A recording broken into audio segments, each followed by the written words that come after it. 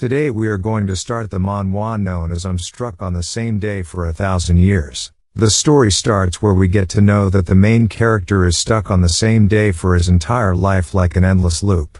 The time gets resets at the end of the day and the main character is reincarnated back to the same day. At first the main character felt lucky and he started to spend all his money like crazy as he will get back all his money back the next day.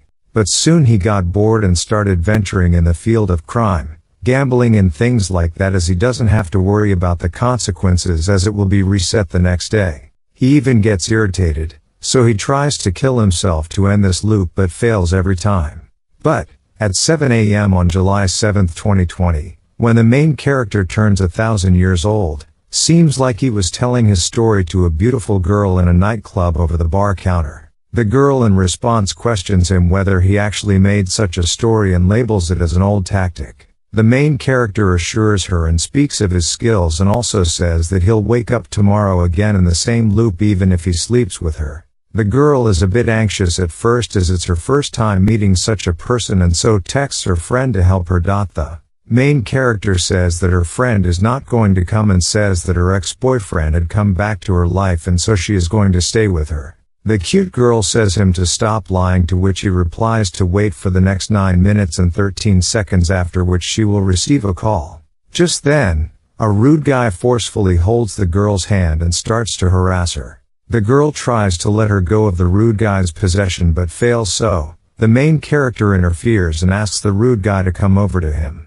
The rude guy questions the main character and quickly throws his cigarette towards the main character, but the main character doesn't even flinch or dodge the cigarette as it was thrown beside him to just scare him off. The rude guy is a bit shocked that the main character didn't even dodge the attack, quickly rushes towards him to land a punch on his face, but the main character quickly dodges the attack and at the same time make uppercut punch at hit jaw and bully gets thrown away in a single punch. And just then, the main boss arrives angrily stating how dare he touch his men and says he'll be a dead man now. The main character asks the bully's boss how did he grow up so fast and questions that whether this is how his elder brother Zhao taught him to be. The bully's boss is completely shocked and asks him how he knows his brother. The main character on the other hand calls the bully boss's elder brother Zhao and tells him that his younger brother was doing some bad stuff in the bar.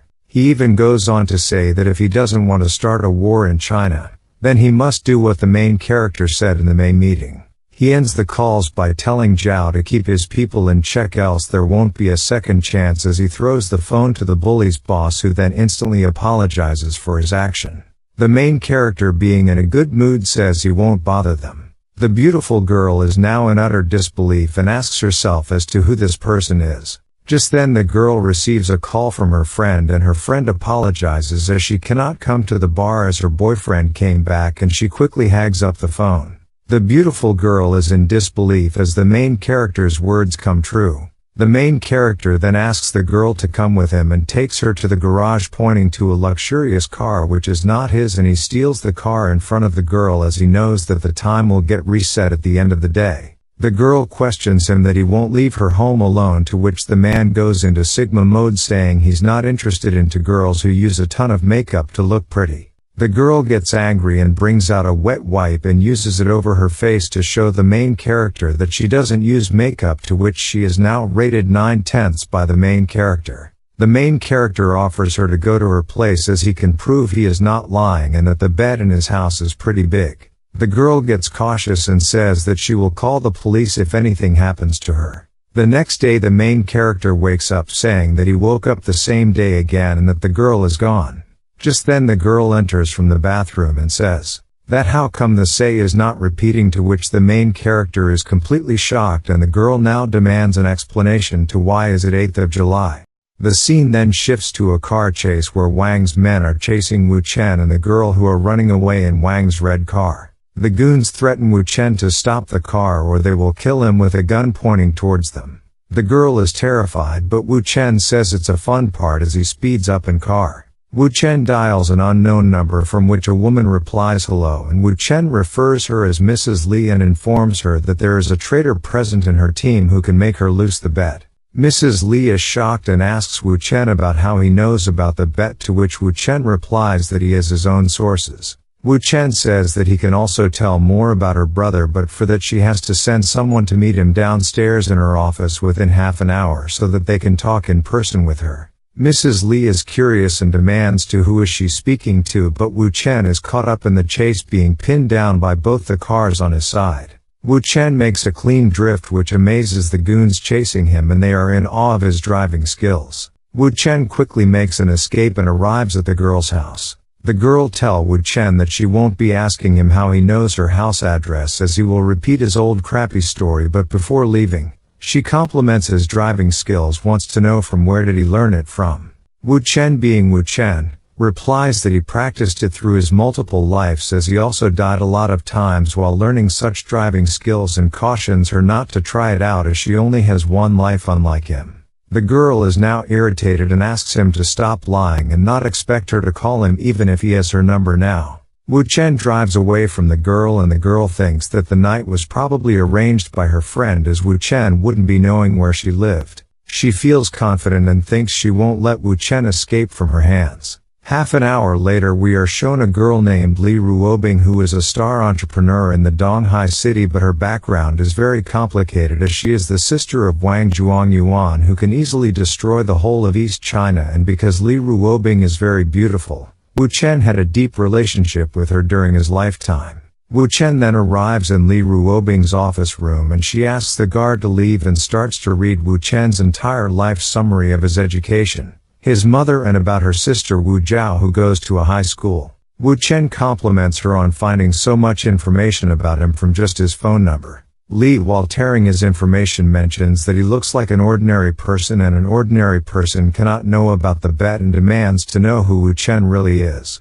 Wu Chen replies that he isn't any ordinary, and that he knows a lot of things that she cares about, such as the traitor who has been lurking around her. He demands $10 million to reveal the identity of the traitor, making it a fair deal between them.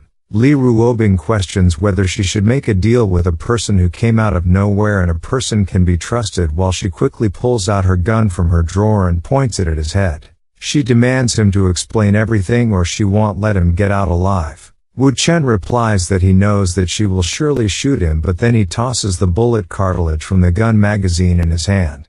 Li Ruobing is completely shocked when she sees her gun's magazine in Wu Chen's hand and wonders how he removed the magazine from her gun, as it was under her table. She guesses that it was when he leaned in front of her when he came into her office. Wu Chen says that he is an intelligent businessman, and it's just using his intelligence that he removed her gun's magazine. He then asks her to trust his ability to gather information, and that he doesn't mean any harm to her but rather wants to earn some money. Wu Chen thinks that the only way he can let Li Ruobing lower her guard is to go around playing the card of earning money for information, and soon he will be able to achieve Li Ruobing. Li Ruobing asks Wu Chen what more does he know, and Wu Chen starts with her entire biography, that she is the eldest daughter of the Li family, but because she was treated differently as a girl, she wanted to fight and prove everyone that she can be stronger than men, but still she could not escape her brother's shadow. Her mother always helped her, but after their parents' divorce, she started to date other men and became a pain, so she is being forced to marry Ding Rulong. She wanted to run away from getting married, but she couldn't as she worried about her mother. So, she tried to get Ding Rulong die from her 3 fake boyfriends, but they all ended up failing. Her first fake boyfriend committed suicide, second one sent to a mental hospital, and the third was framed and imprisoned. All this was done by Ding Rulong, as he is a careful person and wants to make sure that no other man ever comes close to her. In order to escape the fate of marriage, she made a secret bet with Ding Rulong as to whoever has a bigger business after 5 years wins the bet. What she doesn't know is that Ding Rulong took someone from her side and made him to spy on her, and on the launch day, that spy will ruin everything for her. Finally, after speaking so much, Wu Chen decides to stop. And at that very moment, Li Ruobing brings out her checkbook and writes a check of $10 million and signs it. Giving the check to Wu Chen, she asks him to reveal the traitor, and he calmly says he will surely tell her. A person named Feng Yan, who is the senior assistant, knocks to enter the office, who requires Miss Li's signature on some documents. Wu Chen grabs the assistant's head and slams it onto her desk, pointing a gun at his head, saying that he is the traitor, and questions the assistant what the $5 million in his Swiss bank account are for. The assistant completely denies of knowing anything, saying they are mistaken. Wu Chen, pissed off, takes his phone and dials to Ding Ruolong from the assistant's phone, and Ding from the other side asks whether he got the information which proved Wu Chen's point. Li Ruobing tells the assistant that he had made a lot of money over the years in every shady manner possible. But she turned her black eye as he has been working for her since a long time, and she didn't think that he would sell her out for just $5 million. The assistant accepts his mistake, kneeling on the floor, and starts to speak something. Wu Chen at the same moment interrupts him and says her not to believe his words, as he will try to speak of her mother, as it is her weak point, which Ding Ruolong has told the assistant. Li Ruobing is taken aback and tells the assistant to go away, as she never wants to see him again. Wu Chen says that he thought she would kill the assistant, but Li Ruobing says that she didn't want to do it herself, but the assistant will be dead by the end of the day. She says that she is still suspicious of Wu Chen's identity, as he can be sent by Ding Ruolong, and the assistant was just a mere pawn to win over her trust. Wu Chen tells her that if she is still so suspicious of him, then he has a way to prove his innocence, and all she has to do is to let him be her fake boyfriend.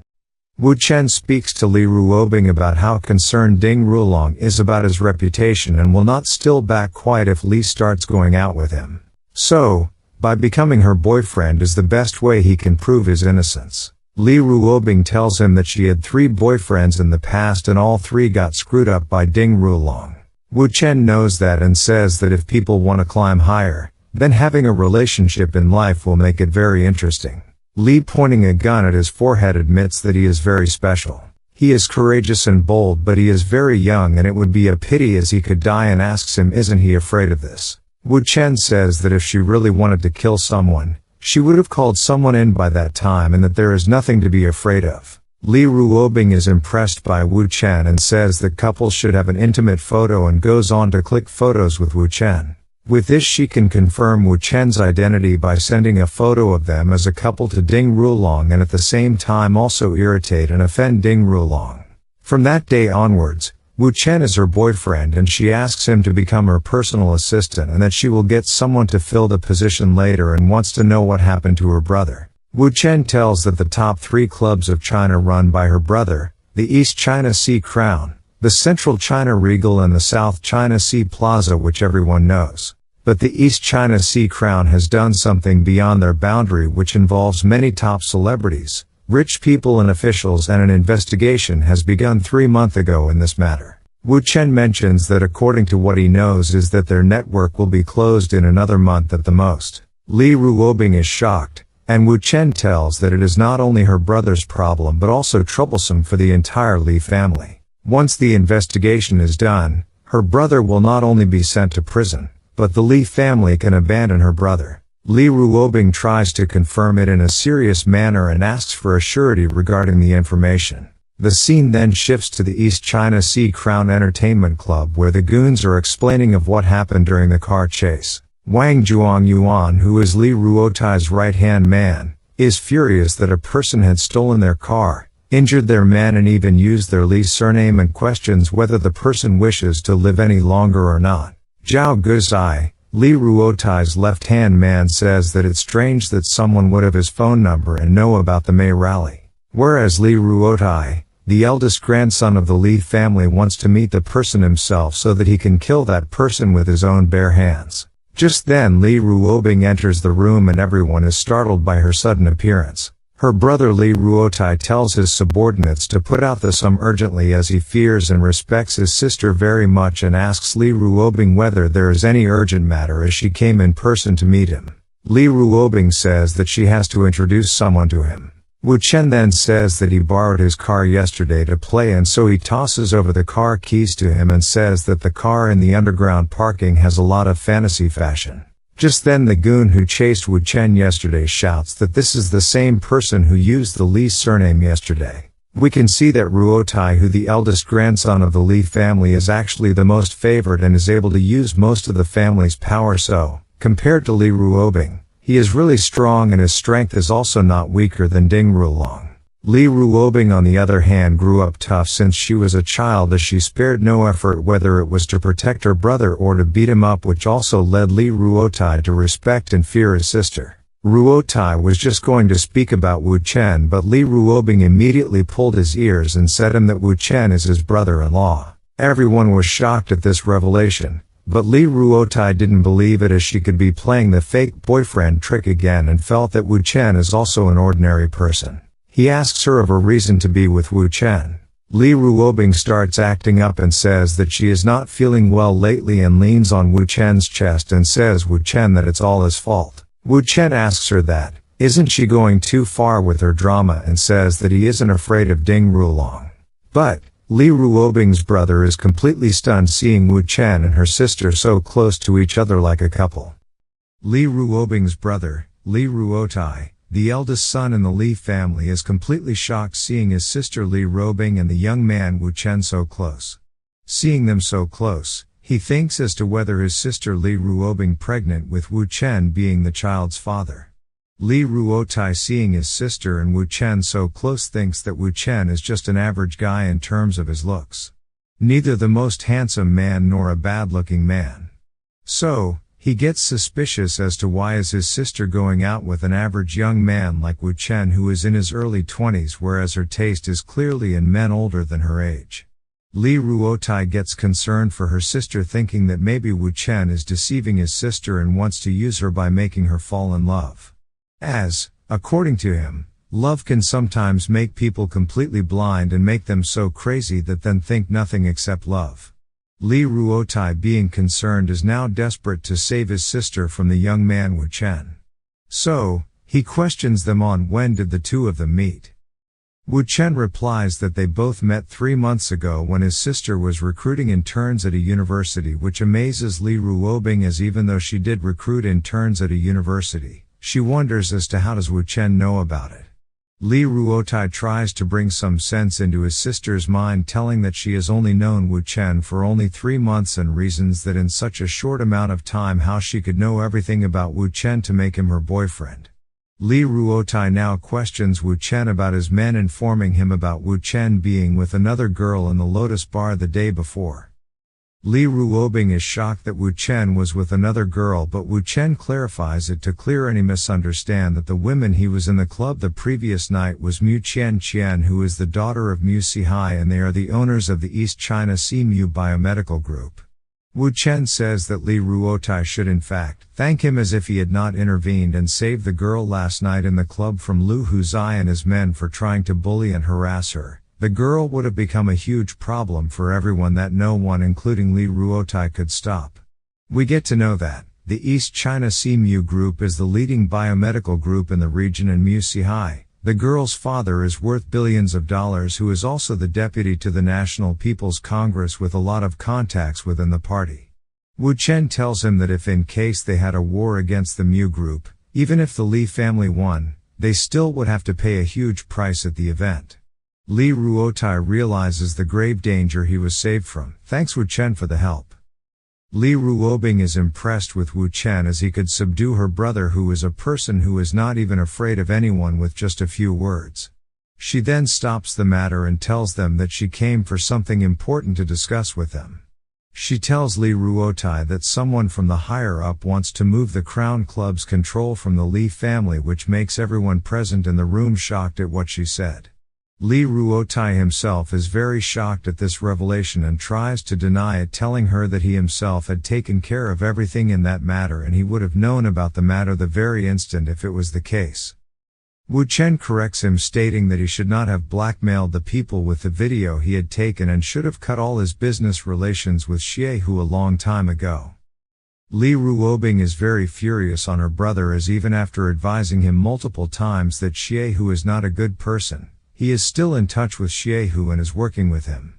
Li Ruotai tries to calm his sister and tells her that he could explain everything to her, but Wu Chen tells him that his sister Li Ruobing is correct in this regard, as Xiehu is not a good person and that Xiehu has sold him out this time to the higher authorities. He tells that Xiehu will put all the blame onto Li Ruotai and frame him, stating it as Li Ruotai's idea. Li Ruotai is startled, as even his sister is unaware of his business with Xiehu and demands Wu Chen to tell him about who told him about his business with Xiehu. Wu Chen shrugs it off and tells that he is only there for his sister Li Ruobing and not for him. so he doesn't have to clarify about anything to him, and he will only help him because he is Li Ruobing's brother, and if something happens to her brother, she will get very sad. Li Ruotai gets very angry over Wu Chen's statements and threatens that Wu Chen won't be able to walk out alive of the club if he doesn't explain him about how he knew about Xie Hu and his business. Li Ruobing tries to calm down her brother, but Li Ruotai tells her that he doesn't care if Wu Chen lied to her, but he won't believe in any of Wu Chen's words as he seems like a liar who cannot even speak his words clearly. Wu Chen starts to explain that only a few people in China know about the matter. It is only 4 months ago that a person who was parachuted into the East China Sea Police Department named Liao Bo came across to handle the Crown Entertainment case. Some investigators had disguised themselves as guests to go undercover while other investigators lurked into the clubhouse and so have collected a lot of evidences against them. He then writes some names on a piece of paper informing Ruotai that it is the list of all the undercover agents regarding the case and hands it over to him. Li Ruotai reads the names and immediately orders his men to buckle up and investigate all the men present in the list, and he also warns Wu Chen that it will be Wu Chen's fault if the names in the list he gave are wrong. Wu Chen calmly goes and sits down at the sofa demanding Li Ruotai of the amount of money they are willing to spend to know the entire information regarding the matter. A little later we see Li Ruotai checking a camera in his hand where he is seen very frustrated as he orders his men to capture all the people in the list at that very moment. Li Ruotai is in utter disbelief and he cannot digest the fact that there are so many spies in his club. Wu Chen cautions them as the spies cannot be captured and that even if one of the spies goes missing, the cops will start acting up as the cops have collected enough evidence against the casino-related things, and so Li Ruotai asks Wu Chen for a solution in this regard. Wu Chen asks him whether he wants to proceed the old way looking for getting jailed or whether he wants to get out of the mess safely. Upon further insisting by Li Rulong, Wu Chen tells him not to send any of his men anywhere and also apologize to him so that he can fix up everything for him. Wu Chen thinks that maybe he should show some respect to Li Ruotai as now he has become the part of their family. Li Ruobing tells Wu Chen to help her brother as they are a family. Wu Chen tells that her brother doesn't consider him as his family. Li Ruotai has no other option. So, he accepts it, saying that Wu Chen sees him in the wrong way and as he sees Wu Chen as a part of his own family. Wu Chen giggles out and we see Li Ruotai apologizing to Wu Chen, saying that he thought that Wu Chen was cheating his sister and so was a bit hesitant. Wu Chen tells that he isn't cheating on his sister and tells that just for the sake of his sister, he is going to give him an idea. Wu Chen tells, firstly, Li Ruotai has to kill Xie Hu as Xu who knows a lot of things and their plan can get ruined if he speaks up. He tells, Xie Hu often goes to villa number 17 in the Lotus Pond Manor to do Dru's with his mistress. So, if Xie Hu dies of an overdose, Li Ruotai won't be suspected of Xie Hu's death. Li Ruobing is all cheered up and mentions it as a great idea. Wu Chen continues with the second step, which is to destroy the evidence which is in Liao Bio's hand. For which he just has to get the evidence and destroy it. Ruotai tells, he will get Liao Bio, and Wu Chen asks is whether he's crazy because Liao Bio is too big of a person to be taken down. He explains that in a locality called Willow Street, in the 2nd Avenue's Unit 3, there is room number 501. Within that room, under the master bedroom closet is a hidden safe. The password to the safe is 571,564 and the evidence is inside that safe. He further tells, that since the investigation was a top secret mission, they have only one main file in order to prevent leaks. So, if they destroy that evidence, they will be good to go. Ruotai is started at such a detailed information that too with the password to the safe. Wu Chen mentions the third step to tell the head of the family about this matter and most importantly, his business with Xie Hu with utmost clarity as they are talking about the Wei family now. We get to know that Li family and the Wei family had been hostile for many years with both sides being in a full-scale war for once. This also lead many people from both the sides to get prisoned.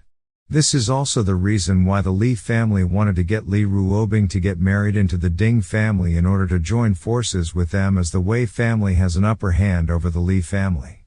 He tells them to let the Wei family seize the opportunity, as they would take advantage to fight with the Li family and to overcome the troubles the head of the family must know about it. Ruotai unwillingly accepts to Wu Chen, but Wu Chen isn't finished yet and continues his final move. He tells to set fire to the Crown Club. A little fire that can make it to the news so that he can justify shutting down the club for redecorating without getting suspected. Wu Chen guarantees that Li Ruotai will be safe if he does all the 4 things he mentioned. Li Ruobing grabs her brother's ears and asks him whether he understood what her boyfriend said or not. Li Ruotai tells her to stop, as he has understood everything and will do what Wu Chen said to him. Suddenly, Li Ruotai's phone rings, and upon attending the call, he is shocked as his dealer has lost over 2 billion to a customer in the casino. Li Ruotai tries to take a leave from Wu Chen and his sister to go to the casino urgently, but Wu Chen questions him whether it is Shen Gongjin who is the owner of the Fusheng Aluminum. We then see Wu Chen telling about Shen Gongjin that Shen had arrived in the East China Sea the day before and had purposely cleared all the gambling experts from the city of Macau so that he could take revenge of his previous shame. He tells that they are screwed, as status doesn't matter in the casino since Ruotai's and Xie, whose business relied on people to cheat people in the gambling game. The casino works like that, on letting people win at first and latter make the player lose everything. Shen Guangjin had also lost several hundred millions in the casino, leading financial trouble in his company. So, in order to solve the issue, he raised money from other people and got to know that other people had also lost a lot of money like him. So, he went to the Wei family for the help, and when Wei family did their investigation, they found out the secretly filmed tape, and the Wei family seized the opportunity with others to bring down the Li family. Wu Chen informs that under normal conditions, Shen would have not dared to challenge them by bringing a gambling expert to the casino, but he isn't afraid, as he knows that Li Ruotai is finished with the issues he is facing. Li Ruotai is furious on Shen Guangjin, threatening to take revenge on him sooner or later. We are then shown Shen and his expert playing at a table, and they again defeat a player in the game. Shen seems to be enjoying the game and getting richer at the same time. Ruotai and team arrives congratulating Shen on having a good hand during the games. Shen tauntingly asks that Mr. Li won't mind since he has won a lot of money today, but Ruotai shrugs it off, labeling it as very little money and he can afford to lose that. Shen mockingly tries to tell Ruotai that the experts in the Crown Club couldn't win against him, and it seems that he has brought a little talent under him to defeat him. Chen denies it and asks whether he would like to play a few games with him as well. Shen laughs it off, mentioning whether Mr. Li is trying to be modest by sending a youngster to play against him in the game. He adds, saying how embarrassing it is for the Li family to keep going on even after losing 200 million against him. Ruotai asks Li Ruobing whether Wu Chen is skilled in gambling as well, but she denies knowing about his skills. We get to know that gambling masters are good at guessing the psychology of their opponents through minimal expressions and their movements. It requires a great amount of experience in the game which young people cannot possess. Shen's expert feels that he can accurately guess Wu Chen's card by just looking at his expressions. Ruobing tries to confirm from Wu Chen if he wishes to gamble, and Wu Chen without any hesitation tells her that he can defeat any casino in the world. The game begins and we see Shen's expert noticing Wu Chen not looking at the concealed cards. Wu Chen bets for 500,000 and the expert seems to call the same. We see this happening through multiple rounds, and we see Wu Chen winning the rounds. Ruotai takes no time mocking back Shen, for the expert he hired seems to be running out of his luck. Shen is trying praise Li as he tries to lure Li into his trap. It is seen that Shen and his expert intentionally lose a few games in the beginning to observe the opponent's habit and analyze their opponent's way of thinking, and then incentivize them, finally taking it all back from the opponent. Shen knows that since Li Ruotai has lost more than 200 million already, they will not refuse to continue playing to recover their losses, and they will certainly add more chips from the casino side to Wu Chen to win the game. It is round 30 now, and the dealer requests to place their bets, and Wu Chen goes for 1 million this time without looking at his cards. Wu Chen goes in for another million, and the expert goes all in since he thinks that Wu Chen has a very bad hand and he has a pair of kings. It's almost a win for the expert. Ruotai sees that Wu Chen has a better probability to win but is unsure since the final card is not yet revealed. Wu Chen goes all in but the expert wishes to add another 100 million as there is very little money on the table. Wu Chen being confident raises it to 200 million instead. Ruotai hints the employees to bring the chips to the table and Wu Chen raises the bet by 100 million. The expert observes that Wu Chen's finger position seems that the card is a very important one. Therefore, that card can be an ace which can make the expert lose. So, he folds his bet trying to mock Wu Chen for not listening to his advice. Ruobing tries to guess whether it is an ace but Wu Chen denies it, revealing it as the two of hearts. The expert is very furious as Wu Chen had tricked him but Wu Chen denies it, saying the expert didn't keep up with the bet. The expert has grasped another one of Wu Chen's tactics in the meanwhile and we see round 31 in play. The expert's bottom card is a 9 of diamond and since both their hands have the same value of cards, unless Wu Chen's bottom card is a 9 of spades, there is not way Wu Chen could beat the expert. But, since the probability of all 4 nines coming out in one game is very low and Wu Chen doesn't often looks at his bottom card, the expert seems very confident in winning the round. He proposes it to be the round to determine the winner and bets 200 million going all in. Wu Chen seems unmoved and bets the same. We see everyone getting tensed over the table due to the sheer amount of the bet on the table.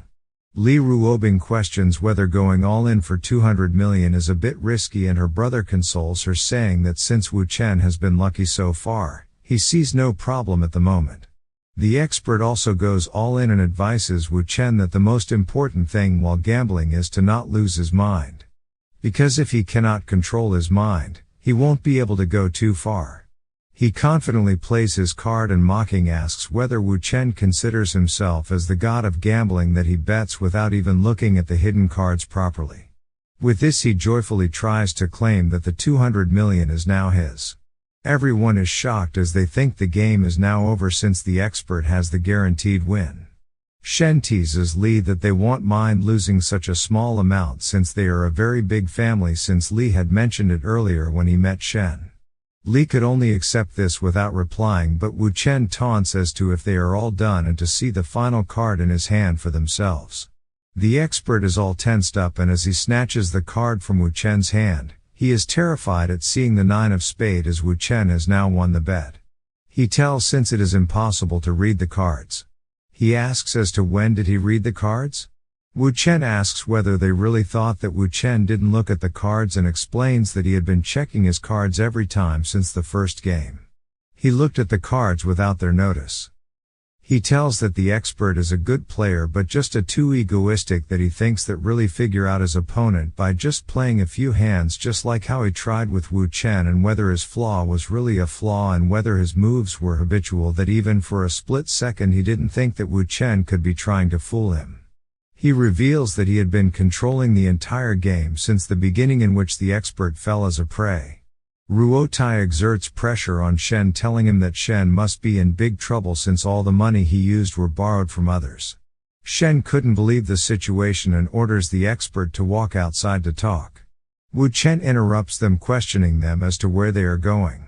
Shen asks Li whether this is how they treat guests and whether they are not allowed to leave the club after losing. Ruotai asks Wu Chen for a reason but Wu Chen instead requests for a knife to explain everything to them. Wen moves with the knife towards the expert, grabbing the expert's playing hand, and just then the ace of black card falls from within the sleeve of his shirt. He tells the expert that Wu Chen had already noticed that the expert had hid a card up his sleeves when he requested for a card check before the 15th game, and he didn't want to expose him then because he hadn't won then. Ruotai is furious on the expert as he dared to cheat in front of him and asks Shen for an explanation. Before the expert could speak, Wu Chen pins the expert on the table with force and stabs his playing hand with the knife, mentioning him to suffer the consequences of his actions. The expert is seen in immense pain holding his wounded hand, but Wu Chen is unmoved and asks Shen about it. Shen says that he didn't order the expert to cheat and tells the incident has nothing to do with him. Wu Chen informs that he will head out to take some rest and cautions Ruotai to not take any step within the clubhouse. Li Ruobing is very happy as she asks how Wu Chen feels after stabbing the expert's hand. Wu Chen denies liking it, stating that it will feel the pain as when one stabbing their own hand. Li Ruobing thinks of what a monster Wu Chen is, that even after stabbing someone, he is still so calm, and whether he could even kill someone if that were to be the case. We see Wu Chen and Li Ruobing traveling in a car where Miss Li is praising Wu Chen for being so good in cards. But Wu Chen, being Wu Chen, reminds her not to forget to pay him money. Wu Chen observes something and looks outside the car window. When Ruobing asks, he tells her that a car is following them. Soon, she is informed the same by her driver. Li Ruobing tells the driver to get rid of the followers, as it must be Ding Rulong's men who sends people to follow her everywhere. Wu Chen knows that it wasn't Ding Rulong and their target was not her but Wu Chen himself. He lays his hand onto hers and comforts her by telling that she need not worry, as he would take care of everything. Miss Li thinks that Wu Chen is using this as an opportunity to hit on her, but also is impressed as it was a very good move as well. She tells him maybe Wu Chen is hungry and she would give him something good for his help during the day. We see them sitting in a restaurant checking out the menu, whereas Wu Chen is concerned that people might think of him as their competitor, but she denies, telling she wants others to know more about him. We see a gentleman greeting Miss Li, who is Mr. Han Deli, the chairman of the Longcheng Innovation Group. She tells him that she is there to eat with her boyfriend, as her boyfriend wanted to eat Cantonese food and so she brought him here. Mr. Han introduces himself to Wu Chen and compliments him, saying that he is a good-looking man, so is the perfect match for Miss Li. Wu Chen thanks him for his compliments, and Mr. Han apologizes to interrupt their date, taking a quick leave, informing that his client has arrived. Ruobing tells that Han Deli is a nice guy and like to make new friends. In addition to it, he is an officer of the East China Sea Chamber of Commerce, but Wu Chen tells her he doesn't need her instructions as he knows him better than her. He tells that it seems many people do not want to be friends with her, and she confirms it because she has a lot of rivals, especially women who envy her a lot. We see a girl who accidentally meets Ruobing in the restaurant and questions her about when did she start to have a boyfriend. She is Liu Keishu, formerly known as Liu Lejuan. She is 32 years old and is from the Lejuan village from the Irma County in Donghai City. She is married since 7 years with Lu Ganian, who is the chairman of the Danghai Jewelry Group, and even has a son since then. With the help of her husband, she set up her own business, Yongshu Fashion Company, and is a competitor to Li Ruobing's company. Liu Keishu mocks Li Ruobing that since she is 27 years old, the young man in the 20s with whom she seems like an old cow eating a young grass. Ruobing tries to defuse the situation by considering it as a joke and tells her to stop with her act. Liu Keishu asks whether she still cares to what other people say, and Ruobing gets very angry, telling her to stop, and was going to just throw her coffee, but Wu Chen stopped her by grabbing her hand, telling to chill for a moment as he will solve it for her. He walks near to the women and tries to analyze her making faces. The girl is irritated and asks as to why is he looking her like that. Wu Chen tells her that it's nothing, but Tati has seen her before somewhere. Wu Chen tells that he remembers it, asking her whether she worked in a nightclub before. Liu Keishu is very furious and slams the table with her right hand. In complete anger, she emphasizes the word nightclub and tries to belittle Wu Chen, saying his whole family would have worked in nightclubs. She asks how dare Wu Chen slander her by referring her to working at a nightclub, and does he know who she is. Wu Chen mocks her, asking whether she is accusing him of slandering her and whether she knows that her past cannot be erased by putting on a facelift. Liu Keishu is taken aback by how Wu Chen knows about her been worked in nightclubs, and also that she had plastic surgery as it was 10 years ago and no one should be knowing about it. Li Ruobing enters the chat and praises Wu Chen for even having such in-depth information about her, and that his intelligence network is better than what she had thought about. Wu Chen tells her that it is too early to admire him, as the best part is yet to come. We see Lu Ganian, who is the chairman of the Donghai Jewelry Group and the vice president of the Donghai Chamber, walking towards them and asking Keishu about the matter. She hurriedly walks towards her husband and tells him that Wu Chen has insulted her and said her that she worked in a nightclub.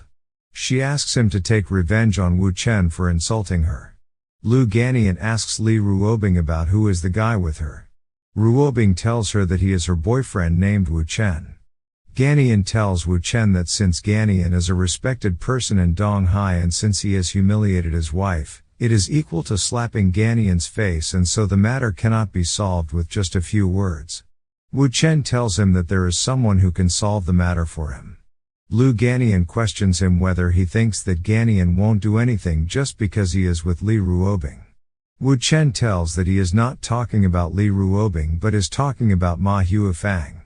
Lu Ganyan is completely terrified hearing the name from Wu Chen and asks him if he knows her. Li Ruobing wonders as to what's with Ganyan's terrified reaction to Wu Chen's reply. In the meanwhile, Wu Chen requests Mr. Lu to have a small talk with him for a minute in a corner. Mr. Lu accompanies Wu Chen and Wu Chen tells him that he has 2 stories to tell to him. He tells that the main character of the first story is her wife. It is that 10 years ago, she was encouraged by her then husband to enter a nightclub to make quick money for herself. During this time, she met a very wealthy customer in the nightclub. The customer had started a demolition business, and when the person was young, he had a dispute with someone. When the person was released from the hospital, he got to know that it will be difficult for him to have children in the future. The person wasn't able to have children since then, and even vitro fertilization was unsuccessful in his case. The doctor had said about this when the person was drunk, and when Lu Lijuen got to know about it, she started with her evil plan. She got her facelift and changed her name to Lu Keishu, and with the help of her then husband, she became the person's wife.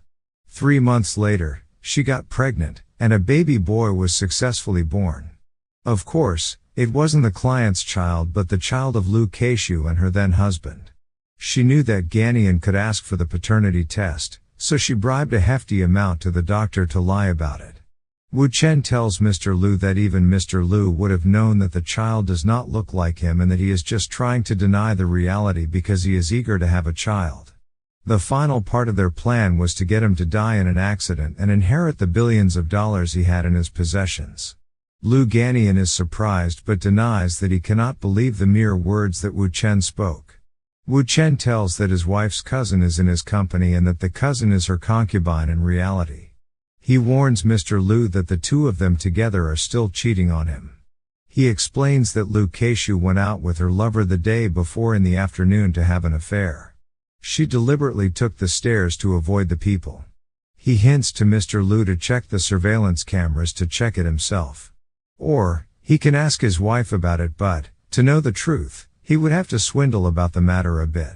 Mr. Lu goes towards his wife and asks whether she was with her cousin at the office the day before or not.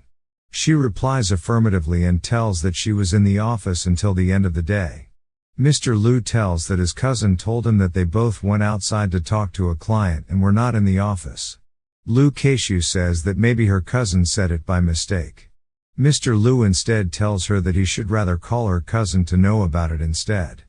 But, Lu Keishu hurriedly stops Mr. Lu from calling her cousin and tells that she remembers that they did go out in the afternoon to talk to a client, but they came back around 2 or 3 and were there in the office the rest of the day discussing about the promotions. She questions why is he asking her such questions all of a sudden while the young boy is scolding her and whether he loves her and his son or not. Lu Ganyan is angry at her and slaps her on her cheeks, telling her to shut up as he has discovered the scandal between her and her cousin. Lu Ganyan is in a rage as he orders Lu Keishu to leave immediately as he will talk to her later. He apologizes to Wu Chen and Ruobing about the incident, and Wu Chen and Li Ruobing both assure Mr. Lu that they won't tell anyone about the matter. Mr. Lu tells that he just wanted to have a child and didn't know that he would be used like that for it. Mr. Lu seems to have lost all hope as he accepts his fate of being unable to have a child, but Wu Chen denies it, informing him that Mr. Lu has a very good son. Mr. Lu is shocked on hearing about it as Wu Chen tells Mr. Lu that he still has the second story left. There was a couple who were childhood friends and one day they fell in love with each other. Both of them thought that now they can spend their lives together living happily. The man soon became wealthy and because of that eventually cheated on her partner. He ran away with his new lover with all his money, unknown to the fact that his wife was pregnant. His ex-wife later gave birth to a boy, and she even had to cut off from her parents from getting ashamed of having a child from their relationship. The woman was treated like an untouchable, but she still raised her child facing all the difficulties on her own. It is out of her hatred that she told her child that his father is dead. Her son has a successful career and started his own family of 4, living happily. Wu Chen tells that he can indeed have children and also has a granddaughter. Mr. Lu is delighted and wants to know the name of his son, and Wu Chen tells him that his son is named Ma Jiawei after his mother's name. Mr. Lu is concerned as his wife didn't marry any other women and gets to know that his wife doesn't trust men anymore after what happened to her. Wu Chen tells that she lives in Donghai and must have come to know that he became rich. But she never looked at him because it hurts her too much to see him. We see Wu Chen getting something out of his shirt pocket, and he brings out a piece of paper informing that his wife's address is in the paper, and it is all upon Mr. Lu to find out whether she has forgiven him or not. Mr. Lu gladly accepts the paper and tells Wu Chen that if he can get back with his wife, he will owe a favor to Wu Chen. Ruobing is impressed as she tells that Mr. Lu now owes him a favor, and he replies stating that it's a good thing as Mr. Lu can be useful in the future. We are then seen Wu Chen leaving the car at night telling Ruobing that he will see her the next day. But she calls out to Wu Chen to come back to her as she has something to tell him. Wu Chen goes to the car window and asks about it as she grabs his shirt, pulling him over for a kiss. She tells him that Ding Rulong likes to send over people to spy on her, so she wants to bully them. Wu Chen, being a Sigma, leaving everything aside, asks whether it is her first kiss as he tells her that her technique is very brutish, making his mouth hurt, and leaves shortly after. We are then shown an apartment during the night where 2 women are talking to each other. These 2 girls are Lily and Mu Qian Qian, the girl at the bar. She tells her friend Lily that she is hungry and they should go eat something, but her friend denies, telling her that they need to wait for the young boy she met. Mu Qian Qian tells her friend that she wanted to do what she did that day, which makes her friend furious at her as she got brainwashed by a young man and she can't let that guy off so easily. Mu Qian Qian asks whether it was she who told about her to Wu Chen and how did he know so much about her. Her friend is very furious, letting her know that she didn't tell anything to Wu Chen and that the most important thing right now is to beat up that pervert. Mu Qian Qian regrets asking about Wu Chen from her friend as she just wanted to know about Wu Chen and didn't expect her friend's reaction to being like this. We then see Wu Chen entering the corridor where Mu Qian Qian and her friend are talking. Mu Qian Qian tells her friend that he is Wu Chen and Wu Chen tells them that he is there. Her friend Lily boldly asks Wu Chen, how could he cheat on Mu Qian Qian and that he is a horrible person? Wu Chen in return asks how come she has so much courage to come at him so boldly if she knew Wu Chen was such a bad guy. As he goes into his pocket trying to get something, her friend gets cautious and warns Wu Chen to stay away. But Wu Chen just pulls out his door keys and tells that he has to open his door. Lily is agitated as Wu Chen ignored her and she was just going to tase Wu Chen, but Wu Chen calls out to her not to attempt anything on him. While opening his door, he tells her that Hu Xiaowei is cheating on her. He tells that when Hu Xiaowei went back to Donghai 4 days ago, he first went to see his lover who lives in Unit 201 on 19th Fujian Road, and after that went to KVT with his friends for a few days. Since he ran out of money yesterday, he came back to her. Lily questions as to whether it is true, trying to show she does not believe it. Wu Chen tells her to check it herself by calling him and trying to get the information by other means. Lily, being arrogant, tells that she knows men better than him and she will call her boyfriend immediately and prove him wrong. Lily calls her boyfriend and asks about his whereabouts, telling him that there is $10,000 in his room drawer. He tells her that he is home, and when he gets to know of the money, he tells her that he is unaware of the money and will about it in half an hour to her. Lily rushes in anger as she now knows that her boyfriend is cheating upon her as he is not back home and she will beat him to death. Mu Qian Qian tells her to wait for her as she also wants to join her, but Wu Chen grabs Mu Qian Qian by her waist and lifts her with both his hands and asks her that since she is here, doesn't she want to come into the house? Mu Qian Qian asks Wu Chen, why did he pick her up, and Wu Chen goes smoothly telling a princess shouldn't get tired, referring to her. She yells at him to put her down as she can walk by herself, but Wu Chen continues to walk, lifting her as she continuously yells at him to put her down. Yeah, boy. The scene shifts to the next day morning, where we see Wu Chen getting up and sitting on his bed and taking a quick stretch, noticing Mu Qian still sleeping on the bed. He asks why is she still sleeping as it is morning. She shouts at him, telling him that she didn't get enough sleep because of him and she needs to have her beauty sleep. A paper ball flies over to her side, thrown by Wu Chen, who tells her that it is his phone number. She can call him if she wants to meet him and doesn't have to just wait outside the house for him to return. She is happy and tells him that it's all the same that is waiting for him to return. We see a masked man in a car following Wu Chen as he gets out of the apartment. Wu Chen notices the guy and then calls someone using his phone. He asks the person on the phone whether he sent someone to follow him for the day and whether he is still not done. He tells that he is going for training and to visit him on the training grounds to find him. Sometime later we see Wu Chen training. He had mastered the fighting techniques in the past 1,000 years, but his physical fitness isn't good enough and he has to train even more as he has offended Ding Rulong and doesn't know what kind of troubles he will face in the future. We see Wang Zhuangyuan, who is Li Ruotai's right-hand man, coming up to visit Wu Chen. Wu Chen notices Wang coming up to visit him. We get to know that before, Wang was just a second rate. But because he and Li Tai climbed the ranks of connections, he gained power and was able to expand his influence. In just a few years, Wang became one of the 4 bosses and the youngest to become one. The 4 bosses control 90% of the entertainment industry in the East China Sea and are even involved in businesses such as quarry and logistics. Wang nervously tells Wu Chen that he has something to explain to him and that Wu Chen misunderstood him. The person he sent to follow him was to ensure their safety and not for ill intention. Wu Chen tells that Li Ruotai probably doesn't know about Wang sending men to follow him in Ruobing.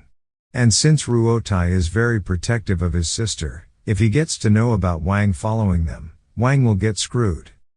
Wang is sweating heavily, unable to gulp down, realizing what Wu Chen meant. Wu Chen comforts him, telling him to relax, and if he really wanted to tell Ruotai about Wang, he would have not called Wang. Wang asks Wu Chen what he wants in return. Wu Chen calmly tells that he wants to be friends with him, since he has a lot of subordinates. So, if he is short on manpower, he will ask for his help. Wang is relieved and assures him that he would definitely help him, and Wu Chen doesn't have to hesitate to ask for help in the future. Wu Chen thinks that even though he has a lot of information, since he is short on manpower, things will get a lot easier now with Wang's help. Wu Chen gets a phone call from Li Ruobing. When Wu Chen answers the phone, she asks him to come to her quickly as something has happened in the company. Wang hands over his car keys to Wu Chen, informing him that he has extra pair of clothes as well to change. And if Wu Chen doesn't mind, he would give this as an apology and Wu Chen can use it as his transport in the future. Wu Chen accepts it happily, saying it since Wang doesn't mind giving the car to him. We are shown the office, where everyone is worried, trying to contact every other person. Wu Chen enters Ruobing's office, where she is talking over the phone asking for someone's health and whether that person can attend the press conference or not, and then hangs up after confirming the situation. Wu Chen asks her about the matter and whether something happened.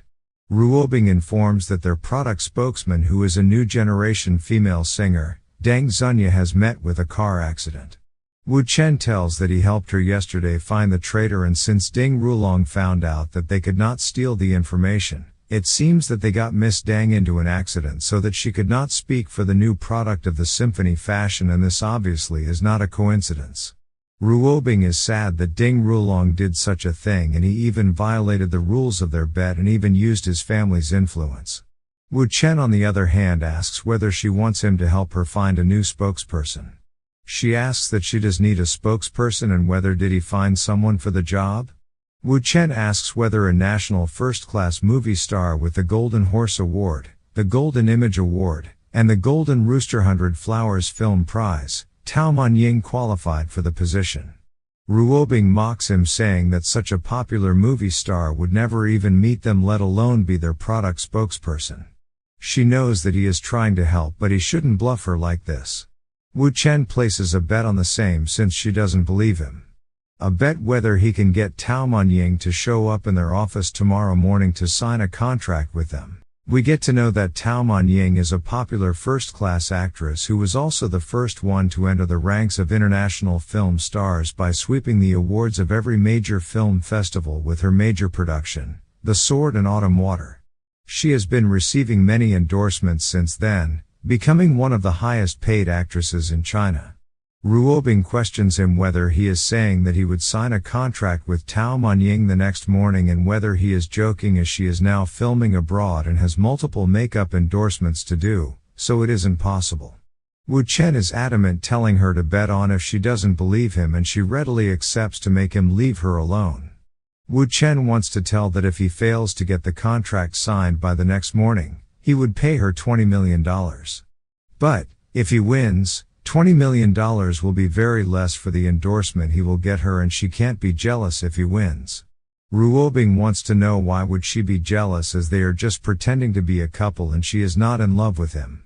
She tells him to find whoever he likes, as she has no right or interest in interfering in his life.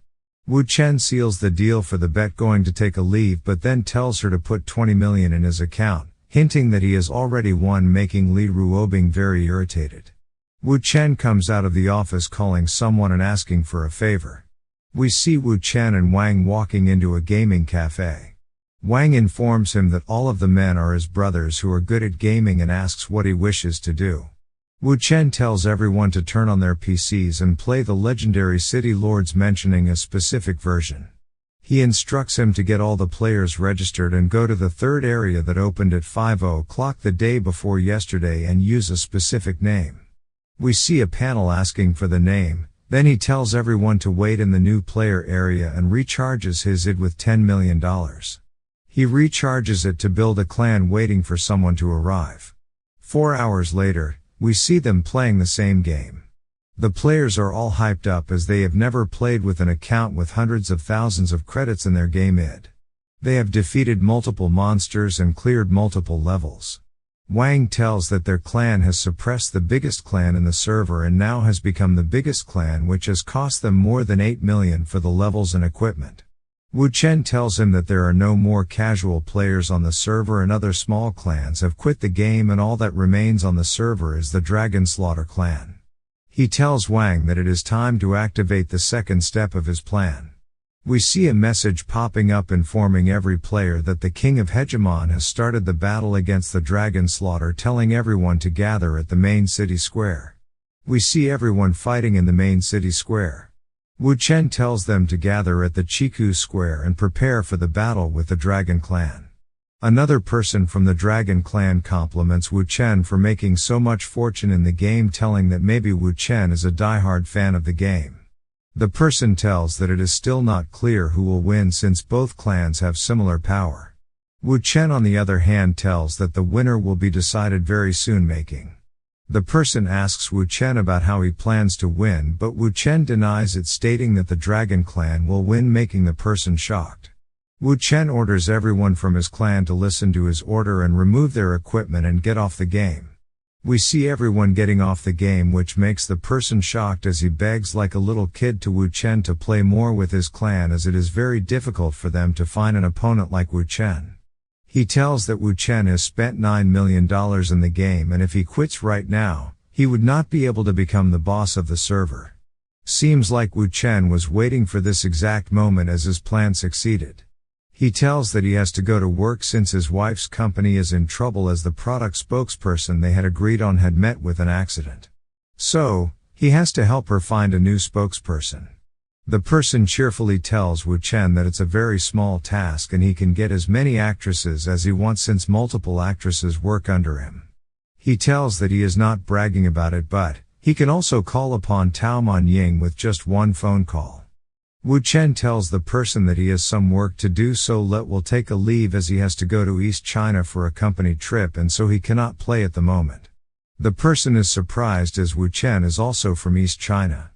But Wu Chen takes a leave even when the person tells him to wait for a second. As Wu Chen gets up to leave the gaming cafe, he gets a text from the same player on his phone stating that he got Wu Chen's number by bribing the owner of the private server.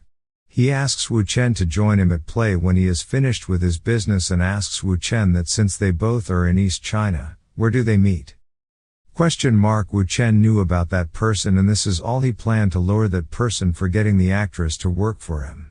Wu Chen replies that the person can decide where to meet as he is in a hurry at the moment. Wu Chen praises the other gamers and relives them of their duties for the day as he receives that the person would be waiting for Wu Chen at the Qingyuan building in the Zhongcheng district. Sometime later, we see the Qingyuan building where they both get introduced via their in-game name. The other player is the second son of the Lei family of the Hongfa industry named Lei Cheng, who is 42 years old. He introduces himself as Wu Chen to Lei Cheng. Lei Cheng asks him as to whether he knows anything about him and Wu Chen butters him well. Cheng hooks onto the word reputation as Wu Chen mentioned it in his praises and demands Wu Chen to reveal his family name. Wu Chen tries to calm down the situation, telling that Cheng shouldn't be afraid as he is not there to harm him. The Hongfa Lei family is a top 10 industrial company in the nation as their total assets exceed $60 billion. Lei Zhengui is the 70-year-old chairman in the semi-retired state and the main person in charge is Yu Lei Yu. Any major family that comes in contact with Lei Cheng is considered a traitor to Lei Yu as Lei Yu has always wanted Cheng's life to succeed. Cheng is unmoved and demands Wu Chen reveal which family he is from. Wu Chen tells him to slow down as he is not from any family and it is just fate that he was able to meet him. Cheng thinks that he will have to slowly get Wu Chen to reveal his identity and whether he is sent by Lei Yu or not. But seems that he is too young for all this and maybe is a food delivery guy. Cheng wants to know about his wife's problem as Wu Chen has spent so much money on the game but still couldn't even get a spokesperson. Wu Chen tells Cheng not to tease him as he never thought that people would get his spokesperson into an accident. Cheng asks whether this is the reason why he blew so much money in a game to kill people and vent anger on them in the game. Cheng tells Wu Chen not to worry as he swears to help him find a spokesperson and asks about Wu Chen's wife's business. Wu Chen replies that they make cosmetics and it's called Symphony Fashion. Chen tells that so he is Li Ruobing's man and laughs out, telling that he should have said about it if he was from the Li family and he thought that Wu Chen was from some other family since he was trying to hide it. Wu Chen clears it, telling that he is not considered to be with the Li family as even Sheng would be knowing about Ruobing's relationship with her family. Wu Chen suddenly gets a call from Ruobing and when he answers his phone, Ruobing questions him whether he took $10 million to spend on games. Wu Chen tells her that he cannot explain it to her at the moment and tells her that they can increase the bet if she wants and that whoever loses will have to kneel and apologize to the winner. Ruobing tells him that he is just trying to delay the outcome of the bet. Cheng is surprised as to how Wu Chen is talking to Ruobing and asks about it as he is terrified at the outcome of the event of Li Ruobing kneeling to Wu Chen and wonders who Wu Chen is. Wu Chen tries to snug it off, labeling it as couple things and Ruobing being a bit temperamental, and they had a bet which has now gotten even bigger. Cheng understands the matter as he invites Wu Chen to drink some tea, wanting to know about the bet if he doesn't mind telling. Wu Chen tells that someone is trying to mess with his wife's company and he wanted to help her, but Ruobing denies it every time, being protective of him from Ding Rulong. Cheng understands that Ding Rulong got the spokesperson into an accident. Wu Chen adds that Ruobing is afraid that if Ding Rulong discovers about Wu Chen, he would come after Wu Chen, and so she is concerned for his safety. Wu Chen tries to put up a good act by asking Cheng whether Wu Chen is a dignified man, knowing that Ding Rulong is trying to get his wife from Wu Chen. Should he act like a coward hiding somewhere? If he cannot even do something, would he even call himself a man? Cheng is taken by Wu Chen's words as he slams the table and agrees that Wu Chen is absolutely right and orders his men to replace the tea with some wine for the manly talk. He tells Wu Chen that Wu Chen is a man and he won't be a coward anymore and tells him to continue. Wu Chen had made a bet where Ruobing had given him full authority over the company's new product launch, and if the press conference goes off without a hitch, then Wu Chen wins the bet, else Ruobing will win the bet. He adds that if he loses the bet, he will have to listen to everything she says to him and will have to restrain himself and live like a small boy. After hearing everything, Cheng gets excited and tells that he can easily help him in this case as it's just a spokesperson. He immediately calls someone and we see a girl's phone ringing. She picks up her phone and greets him as her father. We see Cheng talking to his daughter, telling her to take a leave from her work and come back to East China as there is a very urgent work for her. He tells her that she has to do a cosmetic brand endorsement and not to be afraid of breaching any agreement as he will pay for all the contracts, and wishes her good luck, ending the call. He shows the phone screen with his daughter's contact information and Wu Chen gets shocked. Deep down in Wu Chen's mind, he knows that this was the result he had planned and it went on very smoothly, even though Tao Manying's contract would be a huge amount. He wanted to tell about Lei Yu's affairs as an exchange to Cheng, but since he is a friend now who didn't even hesitate to offend Ding Rulong for standing with Wu Chen's side, he will treat him fairly. Cheng tells that they were destined to meet each other and he is just older by a few years, so he can call him Brother Sheng from now on. Wu Chen tells that it's alright and they truly were destined to meet each other. Sheng is taken aback as Wu Chen labels it as fate. Wu Chen shows his phone and asks Cheng to read the text message from the phone, and we see Cheng's finger trembling after reading the message. Wu Chen tells him to find the owner of the number and get that person. That person will tell him about the truth of his accident, which happened 10 years ago and has made Cheng go into a deep mode of shock and fear. Wu Chen tells Cheng to hurry up as if he is slow in catching up with the person. The person may flee overseas as the person is Xiang Shengjin. Cheng is in deep thought as he had already informed all his men, but it seems that he has to hurry up to catch that person and let him slip away this time. We get to know that 10 years ago on the same night, a pre-planned truck crashed into Cheng's car at the junction of the road. Cheng tried to react quickly but was of no use as the car flew straight off into a valley and the car soon exploded into flames. Cheng was lucky and somehow survived the crash, but his wife died right in front of him from the deadly car crash. Cheng was in the ICU for the next 3 months, during which his agent brought him cues related to the car crash. The driver of the truck was Xiang Shengjin, who is the deputy head of the security department of the Hongfa group and also worked for Lei Yu. But, after the accident, he disappeared, and Cheng lost direct evidence and could only accept their words. For the past 10 years, Cheng pretended to be a stupid, cynical rich kid, waiting for the day when he could find Xiang Shengjin and discover the truth regarding the incident. Cheng's subordinate informs him that the identity of the person has been confirmed and the address has been found out, which makes Cheng very happy. Cheng takes a leave from Wu Chen and tells that he owes Wu Chen a favor for the information, and if he needs any help, Wu Chen can count on him, mentioning Wu Chen as his brother. It has been just 2 days in his new life and Wu Chen has 2 more brothers, namely Lu Ganian and Lei Cheng. But his work is done and he had to now go get his 20 million with a kneeling apology from Ruobing. He dials Ruobing's number in his phone, but we see that Ruobing is hanging up his calls. She texts him saying that she is in a meeting. Wu Chen tells that wasn't a meeting in the morning and that maybe she is still mad at him for spending $20 million to play a game. But he lets it all go and heads toward home. We see there is a traffic signal and the color is red, indicating vehicles to halt. Multiple cars are at a halt waiting for the signal to turn green. Wu Chen notices a fleet of luxury cars and notices another woman. This woman is Su Qingying, the most beautiful girl in the East China Sea. She is one of the women who impressed Wu Chen the most in his previous reincarnation life, as she is very different from the inside from her outer appearance. She is also very obedient and easy to control. Wu Chen thinks that since he has a chance to meet her by chance, he thinks to flirt a bit with her. He tries to wave his hand to her, but she immediately closes her windows. This makes Wu Chen even more interested, as Wu Chen texts her saying that when he saw her in person, she was way more beautiful than her appearance on the TV. He had saying, "When will there be a bright moon?" This is a secret code which will make her surprised when she sees the text message, as it contains her secret, and she will definitely take the initiative to ask him out and negotiate.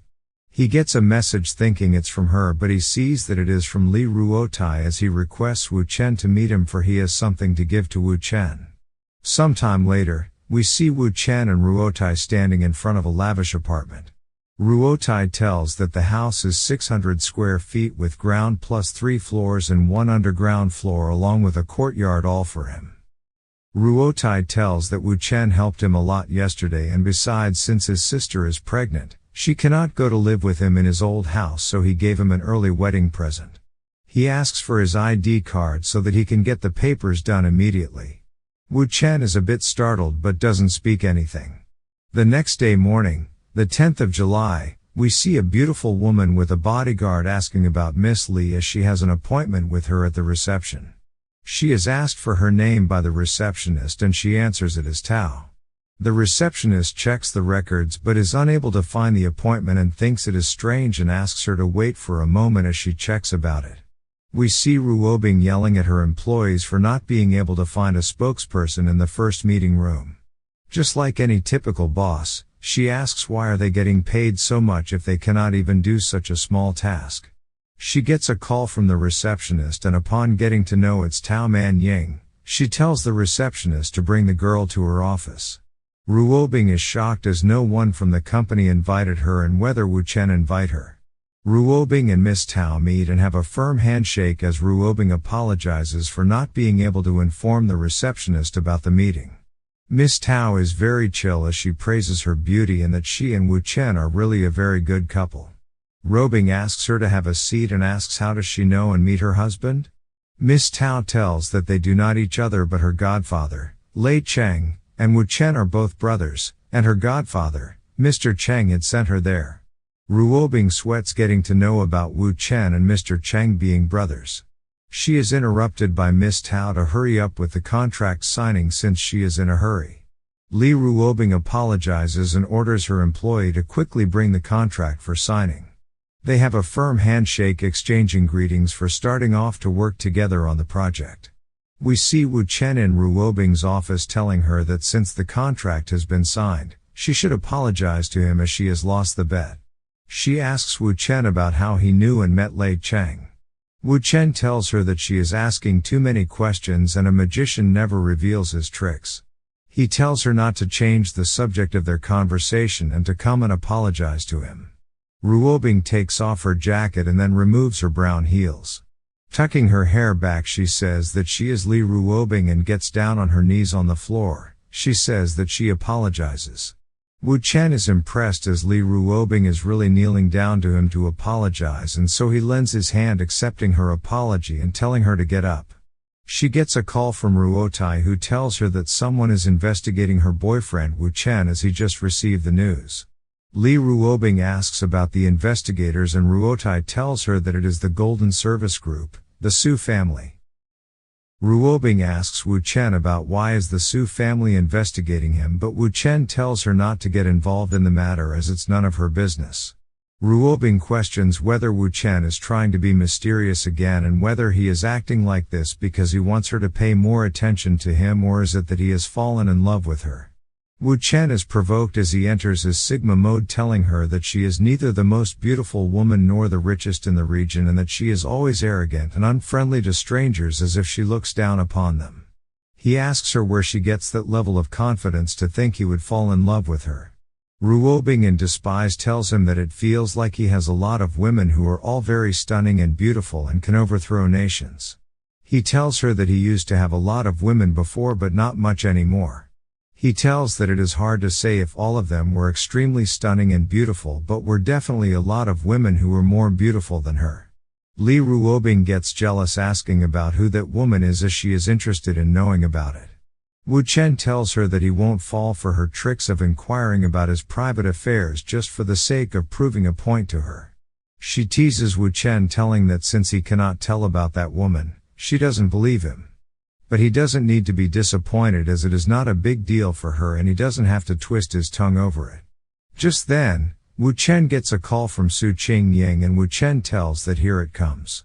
He picks up the phone and Su Qingying asks whether she is speaking to Mr. Wu Chen and introduces herself. She asks him to meet her in person as it is very important and if they can make an appointment. Wu Chen, showing off in front of Ruobing, asks whether it is really necessary to meet in person. We see Su Qingying telling that it is really necessary and there are certain things that are better discussed in person and to meet her at the Tang Sha's private clubhouse the next morning at 9 o'clock, and Wu Chen agrees to it. Ruobing is completely jealous, asking Wu Chen about Su Qingying and whether he is hinting that he was telling about Su Qingying being her woman. Wu Chen tells her that Su Qingying isn't his woman at the moment, but who knows, maybe she will be in a few days. Although Ruobing doesn't know Su Qingying personally, she has heard a lot about her affairs, as it is not a secret to the public. Her father focused on his business and got married late in life, and so when Su Qingying was born, her father was already old. He raised her in a way that really cultivates nobility with strict family rules and discipline. Even when she goes abroad to study, she has bodyguards arranged for her 24 hours a day just to prevent her from falling in love early. But, later when her father became ill, her father got anxious for her to get married, and the conditions for arranging a blind date became even more extreme, as she cannot marry a man too old or young, and the person's assets must not be less than $1 billion. The most important of which was that the person had to marry into the Su family. Ruobing knows that the Su family doesn't compromise on their conditions, and since Su Qingying is a well-behaved girl who listens to her family, and Wu Chen is a person who would not accept that kind of marriage with such conditions, she tells him that it's impossible for him to catch up with Su Qingying. Wu Chen asks whether she still doesn't believe him and whether she wants to make another bet, to which she agrees immediately. Wu Chen asks whether she really wants to make a bet with him and whether she isn't afraid of losing again, to which Ruobing tells that she just wants to have the bet. Wu Chen asks for 3 days and he will make Su Qingying to be his woman, who will be with him for the rest of her life. Ruobing tells him she will give him 30 days, but Wu Chen is firm on just 3 days, making Ruobing tell that if he loses, she wants him to get on his knees to apologize to her. Wu Chen tells that it's okay for him, but what if she loses that bet? Grabbing her by her waist, Ruobing asks what he wants, and we see Ruobing accepting the terms if she loses, making the terms of the bet settled. It's the 11th of July in the Tang Sha private club of the northern suburbs of Donghai City. The receptionist asks Wu Chen whether it's Wu Chen's first time there and would he want to familiarize himself with the environment first. Wu Chen replies, telling he has an appointment with Miss Yu there. A person approaches asking if he is Mr. Wu, to which he agrees and asks Wu Chen to accompany him as Miss Su has been waiting for him. We see Wu Chen getting off from a golf cart with the person accompanying him. As praises Su Qing for her golf shot which she had been practicing. She asks him about how did he know about the matter, which he texted her. Wu Chen tells that it isn't important how he knows about it, but Su Qing asks him to name a price to keep his mouth shut. Wu Chen asks whether she thinks he is blackmailing her as she is offering him money. She tells that not accepting the money will only make it hard for her to trust him. Wu Chen asks since she is so worried that why didn't she bring more bodyguards? She can arrest him and dig a hole to bury him to make him shut up forever. She tells that she is not like Li Ruobing, so she won't do such things, and since he is Ruobing's boyfriend, no one will dare to do that to him. Wu Chen asks her whether she needs something to make her feel reassured, which makes Su Qing clueless as he grabs her by her hands from behind, squeezing her, telling whether she needs evidence, which makes her uncomfortable, requesting Wu Chen to leave her. He tells that he is just teaching her how to play golf and not to think much about it, as now she has the evidence that she can vouch for, hinting to her about him forcing her with playing golf and whether she is still unwilling.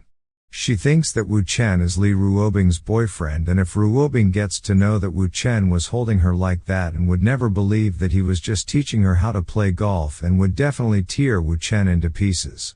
But then she realizes that the one who should be scared is not her but Wu Chen, and the less she struggles, the more she can grasp his handle to death. Su Qing's bodyguards, seeing Wu Chen so close, think about what is happening to her. Whether she is resisting or accepting Wu Chen's actions, and seems to have no clue regarding the event. Su Qing asks Wu Chen whether he is not afraid of her calling Li Ruobing and telling him about his actions. Wu Chen tells that he is actually scared, but even she must be scared of getting her secrets exposed, so they are even. She asks whether he is deliberately giving her a point to blackmail him back. He tells her not to think around while spanking her and tells her to continue playing golf. He advises her not to turn her hips outwards but to keep them inwards, questioning her about how her coach taught her to play golf. Su Qing is shocked and blushes at what Wu Chen did. Even the guards are shocked as they hurriedly call to notify her mother about her and Wu Chen's action on the golf ground. Wu Chen is seen teaching her golf, telling her, he will teach her for one more time. All she has to do is to draw her legs back and then straighten her arms. He spanks her butt yet again, making her moan, telling her that her pelvis is tilted forward and she should take it a little bit more to do well. Su Qing goes for the shot, asking about whether her shot was correct or not. Wu Chen praises her and tells her that he won't be able to teach her other techniques for the time being, as it is estimated that her mother has already brought someone to arrest him. We get to know that her bodyguards informed her mom that Wu Chen suddenly hugged her daughter and was also seen chatting and laughing with him. They inform her that Wu Chen also spanked her butt as if he was teaching her how to play golf, but didn't look like that. They tell that he looks young and that Miss Su came today to meet him. Her mother is shocked and furious, at the same time ordering her men to keep a watch on them and not let them escape, as she is coming over right away.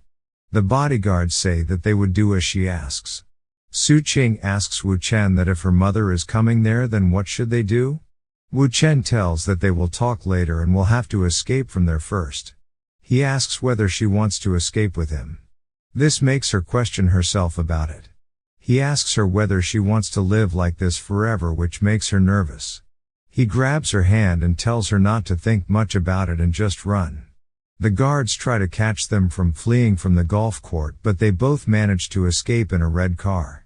The guards inform their boss that Su Qing has escaped with that boy, which makes her mother shocked.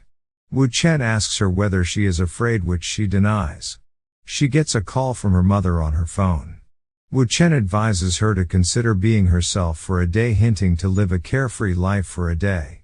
Su Qing is sweating heavily as she has to answer her mom's phone. She gathers the courage and answers the phone and tries to tell that she is with a friend. This makes her mother rage as she tells how come she is with a friend and when did she get to meet a friend. She asks whether she knows about herself and whether that man is good enough for her, that she ran away with a man. Her mother tells her that she really let her down today and to return to her home at that very moment.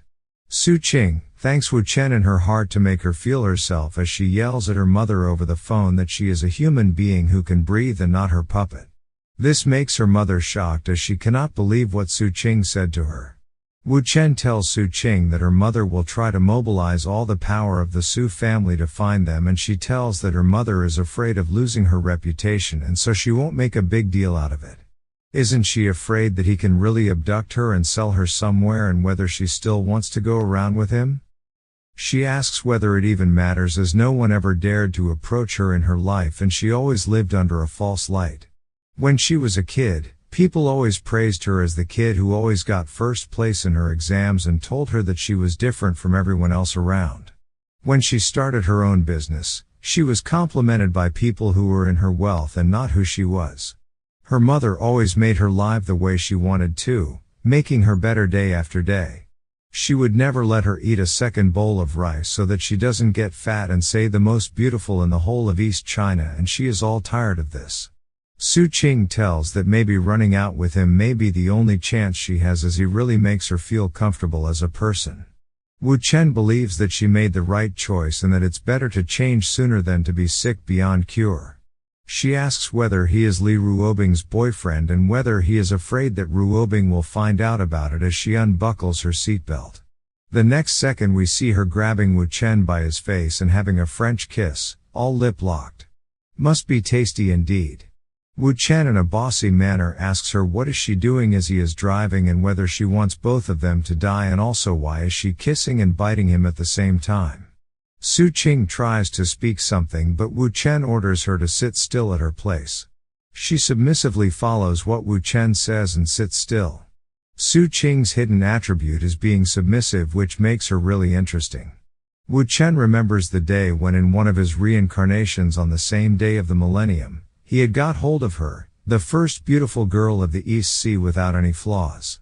To satisfy his curiosity about how she became a high-quality human template, she opened her laptop and logged into a form in front of him where he saw multiple comments under her posts with all sorts of creepy comments as he read it throughout the night. Looking at those posts, He realized that the perfect shiny image that has been maintained over the years was actually a lock on her body that weighed her down. That post not only showed the chain and mask on her body but also the textual evidence of her hidden attributes of a jitterbug. Wu Chen never thought that there would be a day when he would need to use this attribute of hers, but he tells her to fasten her seatbelts and sit tight. She asks him where he wants to go, and upon Wu Chen's green signal, she tells him to go to his house. Wu Chen agrees, and we see our scene of a view of a tall beautiful building 4 hours later. Something very important has happened, and we see Wu Chen and Su Qing sleeping over each other. Wu Chen gets a call, and upon picking up Ruotai's call he asks whether the Su family came to his place. Ruotai informs that he received a call and it was from Mrs. So, who asked him about the person driving the car, and he couldn't do anything but answer it. He asks what's going on, but Wu Chen shrugs it off, saying that it is nothing but a small problem and he will handle with himself, and hangs up the call. Wu Chen immediately gets a call from Li Ruobing. When he picks up the call, she asks whether he offend anyone from the Su family as she was contacted by them. Wu Chen asks if she wants to know about the matter, to which she agrees. Wu Chen tells her to wait a minute and asks Su Qing to say something. Su Qing asks him what he wants her to say, and Wu Chen tells her to say whatever she wants to say and not worry about Ruobing knowing why she is. Ruobing asks over the phone, saying, "Honey, who are you talking to, and whether everything is alright?" Wu Chen tells Ruobing to ask about it herself to the girl. Su Qing asks who the person on the other end of the call is, and Li Ruobing tells her it is her. Su tries to show that she recognizes her. Ruobing asks as to who is she speaking to, and she reveals that she is Su Qing Ying. Li Ruobing seems furious as she questions her about why is she with Wu Chen and what is her relationship with him. Su Qing tells that they are just friends discussing work. Ruobing knows that she was clearly shouting at him, and now she is saying that they are friends and that something is wrong. So, she apologizes to interrupt their work and asks her to return the phone to Wu Chen to talk to him. She asks Wu Chen about his whereabouts and gets to know that he is in the old house in the villa Ruotai gave him. She tells Wu Chen to wait for her there and not to leave the house. Wu Chen thinks it will be very interesting when Li Ruobing will arrive. Su Qing asks him why is he not afraid that Ruobing will get to know about their relationship, to which Wu Chen replies that he and Ruobing are not in a relationship and it is a secret. She tells that so he is also a fake, just like the other three she had. Wu Chen instructs her to keep it secret since even her younger brother doesn't know about it, to which she agrees as she doesn't want to cause trouble for herself. She tells So the reason Wu Chen lied to her and sent her a fake handle was that he wasn't afraid of Li Ruobing. Wu Chen grabs her by the waist, asking if she regrets what Wu Chen did. She denies it, saying she doesn't regret it at all. At the same time, on the other side, we see Li Ruobing rushing to Wu Chen's house in a white car, thinking that it doesn't make sense and she cannot find any reasonable explanation as to why they are together, as Su Qing is not such a woman. Just like Tao Yao Ying signing a contract last time, the core of the issue is Wu Chen, and that Wu Chen is really like a god, unfathomable and mysterious. She arrives at his house 40 minutes later, and Wu Chen greets her, asking her to come inside, but Ruobing goes inside in search of something, and we get to know that she is searching for Su Qing, asking about where she is. Wu Chen points out where Su Qing is, and we get to see Su Qing in an apron calling Wu Chen as honey and asking if Miss Li has arrived. She greets Li Ruobing, telling her it's been a long time since meeting her. Ruobing exchanges the greeting, thinking about whether she is Su Qing and whether she is cooking food for Wu Chen. Su Qing calls Wu Chen as honey, telling him that the soup is almost ready and she will scramble another egg and will be able to eat together in a moment. Li Ruobing is getting jealous as she asks Wu Chen about what's happening, and Wu Chen tells her that nothing is happening as Su Qing is his woman. Ruobing is shocked as she questions him about how did she become his woman and when did it happen, and Wu Chen tells her that it happened the same day. She is startled as they became a couple today and asked whether they knew each other before getting no for an answer. She was going to question more to Wu Chen, but Su Qing calls out to Wu Chen, telling him that the meal will soon be ready and to watch the pot as she is going to the bathroom. Su Qing tells Miss Li not just stand there and have a seat because the meal will get ready very soon. She shuts the bathroom door and Ruobing doesn't understand a thing as she grabs Wu Chen's hand telling him to come with her. But just then, Su Qing comes out and informs Wu Chen that the laundry is done and that if they don't hang it on the balcony, the bedsheets won't dry. Ruobing gets very jealous and sad seeing a perfect Su Qing become Wu Chen's woman as she seems just perfect doing all the chores, whether it's the clothes, the food, or helping each other out in other tasks. She feels very sad for herself as she isn't the same as Su Qing and we can never get to know what's on a woman's mind tbh. They are all sitting at a table and Su Qing asks Miss Li and Wu Chen to start eating. She picks up a piece of steak and gives it to Wu Chen telling him to try it.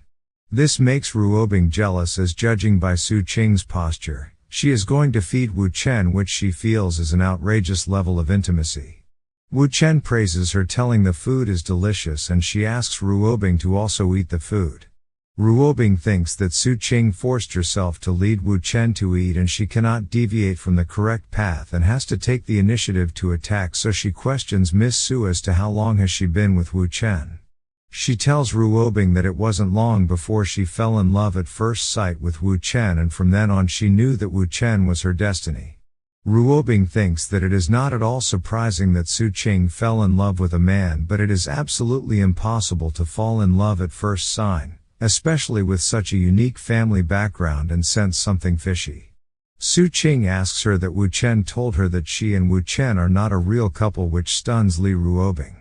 Su Qing tells her not to worry as she won't say about it and also to keep her secret since her love cannot be known by the outside world yet, and that Miss Li can keep acting and she wouldn't mind even if they have some intimacy in public. Wu Chen asks Ruobing why is she looking at him and they should eat. Su Qing plays around leaning on Wu Chen's shoulder, indirectly showing Ruobing that Wu Chen is her man. Li Ruobing gets agitated as she sees Su Qing indirectly provoking her. So, she picks up a prawn from the table and tears it into two halves, and gives it to Wu Chen telling him to have this prawn. Both Wu Chen and Su Qing are stunned by her move and Wu Chen quietly eats the prawn. Wu Chen finishes the food telling it's delicious and that he is full since he ate very fast. Su Qing says that she is very happy and tells him to take a rest as she cleans up everything and also to accompany Miss Li and not to neglect their guests. Su Qing then takes all the utensils from the table to the kitchen to clean up and we see the furious side of Li Ruobing coming out demanding Wu Chen explain what is he doing. She is in a rage as she grabs his hands and drags him to another room with her. Wu Chen pulls her hand moving forward and we see Li Ruobing on top of Wu Chen. She tells Wu Chen to take it easy, but Wu Chen tells her that she lost the bet and why is she asking so many questions. He tells her that he should now think about the reward for the bet, which makes her angry as well as blush at the same time. Wu Chen tells Ruobing that he is very tired as he has been busy for most of the day and his body is aching, and can she give him a massage? She asks him if she has to give him a massage then or in his bedroom, to which Wu Chen tells her that it isn't comfortable here and they should go to the bedroom. 10 minutes have passed and seeing no one around, Su Qing calls out for them and looks around for them. She hears a sound when she is searching for them. She sees it coming from a room with a narrow door opening. As she peeks inside, she sees Li Ruobing giving a massage to Wu Chen, with Wu Chen being half naked. She is completely shocked seeing Li Ruobing giving a massage to Wu Chen, as according to her, how can a woman like Ruobing serve a man this way? Wu Chen notices Su Qing and asks her whether she is finished with the chores and tells her to take a rest as she must be tired as they will be done in a bit. She notices Ruobing didn't care about her noticing them in such a way and thinks whether Ruobing is also like her, and in that case, since both of them are of the same kind, they are allies then. She thinks that Wu Chen is more powerful than she imagined as he even managed to conquer Li Ruobing. We see Su Qing hurriedly opening her slippers, rushing towards their bed, and sitting on the bed refers Ruobing as her elder sister, asking to massage Wu Chen together. We see both of them massaging Wu Chen and Ruobing thinks that it is impossible, since when Su Qing saw Wu Chen being massaged by her, not only she was calm but even joined in and massaged Wu Chen with her and called her a sister. She quizzes herself as to what's the matter with Su Qing, or if is she crazy. But it would be impossible, as if she had a problem she wouldn't be so perfect like the rumors say, because only someone with enough self-control can show their best performance. And thinks as to when did Wu Chen make Su Qing love him to such an extent. Su Qing asks Ruobing as to what is she thinking and tells her to keep massaging. Wu Chen tells Su Qing to stop massaging him and not to forget to take her medicine. She tells him that she will go downstairs to get the medicine. As she leaves the room, Ruobing thinks Su Qing is sick in the head. With everything going out in her head, she asks whether Wu Chen plans to explain everything or not. Wu Chen tells her to give him $1 billion to know the truth. Ruobing tells him not to be so sarcastic, as she is too lazy to even ask how they fell in love and whether the Su family is investigating him because of his relationship with Su Qing. Wu Chen tells her that they weren't investigating him, but the problem is that Su Qing ran away from the home with him. Ruobing asks about what is he going to do and whether he is going to marry into the Su family, to which Wu Chen asks whether she thinks he is the kind of man who would marry into a family. Ruobing asks whether he would break up, and even if he does, the Su family won't let him off easily. Wu Chen tells her why to break up when they can handle the Su family, which makes Ruobing very curious, and she tells him not to forget that he is currently her boyfriend.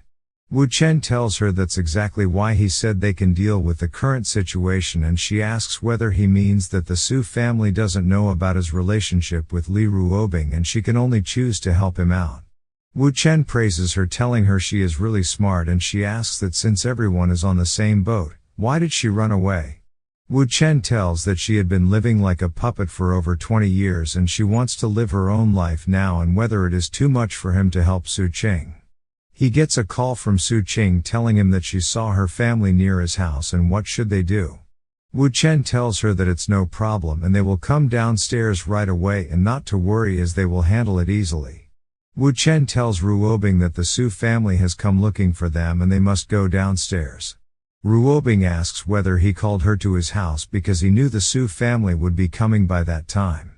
Wu Chen indirectly agrees to it, making Li Ruobing uncomfortable with the situation. Wu Chen asks her about it and she tells him that she understands what he is saying, but she feels that he is manipulating and disregarding other people's feelings in this manner. Wu Chen clarifies it by telling her not to be so harsh on words with him and that it was just a coincidence that both the Su family and she were there at the same time and it's nothing related to him manipulating things. Ruobing tells that she doesn't blame him and it is just that she doesn't like this kind of feeling. He tells that her words sound as if she is acting like a spoiled child and grabs her hand, telling her that they have to present themselves as a united in front of them first and they should go. Wu Chen and Li Ruobing are downstairs and the bodyguards tell her that Wu Chen is the one they are looking for and then ask him about the whereabouts of Su Qing, telling him to hand over her to them. Li Ruobing acts furious at them, asking whether they are from the Su family and asks whether they are there to find and cause trouble for her. The bodyguards try to explain that she misunderstood them and they are not there to find her, but they are looking for Wu Chen, who has kidnapped their young lady. Ruobing defends Wu Chen, stating why would her man dare to kidnap any other women, which makes the other guard nervous to answer, and we see Su Qing yelling at the guards as to who said that she was kidnapped. The bodyguards try to tell her that it was not them but her mom, but she tells them to stop using her mother's name to cause trouble and it is not their business regarding the problem between her and her mother. Su Qing's mother comes out of the car telling her not to be so ridiculous. Li Ruobing greets her and that she is still so radiant and beautiful, and Madame Su also greets Li Ruobing. We see Madame Su shaking hands with Wu Chen and praises him, saying, Wu Chen is indeed talented and impressive as rumored, and Miss Li has really good taste. Ruobing tells that Madame Su is too kind for the compliments. Madame Su tells them that it is not the right place to talk and they should move to a different place to have a proper conversation. Ruobing approves of the idea and tells Madame Su that even she has things to discuss with her. Madame Su gives a stern-eyed glare to Su Qing, making her scared as she hides behind Wu Chen to avoid eye contact with her mother. Everyone is in the Su Family Industries Jin Fu tea house. Madame Su asks Ruobing about her presence with her daughter. She tells that it is very impolite of her to take away her daughter from her without any notice, even if it was her boyfriend who did it. She threatens that Wu Chen's behavior violates the law and that perhaps she should consult her lawyer in that case. Ruobing tells that originally it was she who would meet with her daughter Su Qing, but due to some unforeseen circumstances, she had to ask her boyfriend to meet her instead. Madame Su questions why did Wu Chen forcibly take her daughter away. Ruobing calmly tells her that her daughter is already 27 years old and she cannot be forced to go with Wu Chen without being able to reject the offer. She questions whether Madame Su isn't curious about the reason for their meeting. Madame Su asks for an explanation and we see Li Ruobing getting up from her seat confronting Madame Su that Kuang Ying is not like a living person anymore and is just like a carefully crafted puppet who cannot even decide on how many bowls of rice to eat. She tells that this is the reason why Su Kuang Ying envied as well as desired to become a woman like her. Madame Su is very shocked at what Li Ruobing told her about just now. Ruobing continues telling that Su Qing always wanted to meet her to get some help but she couldn't help her. She grabs a packet with something inside asking Madame Su whether she knows about it. She informs that she had been taking this medicine and her daughter had brought it for her. Madame Su is startled confirming it and telling that it is no big deal. Ruobing on the other hand explains that the point is not about the medicine but that the simple act of buying a medicine would bring happiness to her daughter. She tells that Su Qing has never bought medicine by herself before and that for her to go out alone and buy medicine is something novel and exciting at the same time even at the age of 27. She seeks Madame Su's attention to see whether something is wrong with her daughter or not. Su Kuang-ying with sweat rolling down her face lowers her head accepting the situation. Wu Chen is proud of Ruobing for her splendid performance as well as her logical ability. She asks whether Madame Su doesn't understand the situation as her daughter is extremely upset. As for today, she and Wu Chen were present when she wanted to go and buy medicine. But, what about the next time when there will be no one around her and whether she is not concerned about her daughter? The whole room fell into silence for 3 minutes. Madame Su asks whether Miss Li is seeking appreciation to which Ruobing denies telling that Su Qing is her friend. Wu Chen yet again praising Ruobing thinks to wrap up the situation and so starts to add fuel to the fire. He calls out Madame Su telling that he and Ruobing had been working hard for the entire day just like that and even they are tired of it.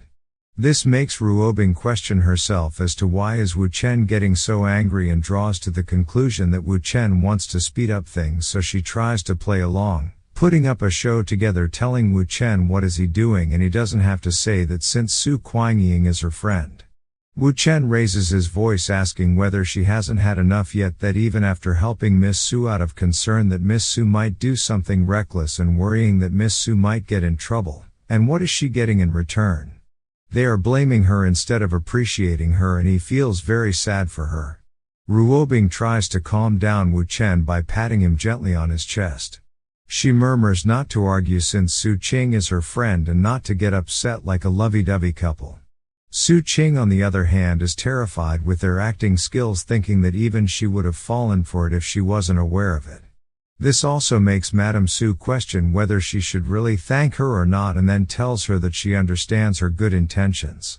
She also tells her daughter that as a mother she didn't mean any harm to her and from now on, she will consider allowing her to do something on her own. She also tells that she is fortunate that she was able to make friends like Miss Li. Even Ruobing praises Kuang-ying for comforting Madame Su and tells them that she is getting late and won't disturb them anymore. In a gentle tone, she comforts her daughter advising her to not work up too much with the pressure put on by her.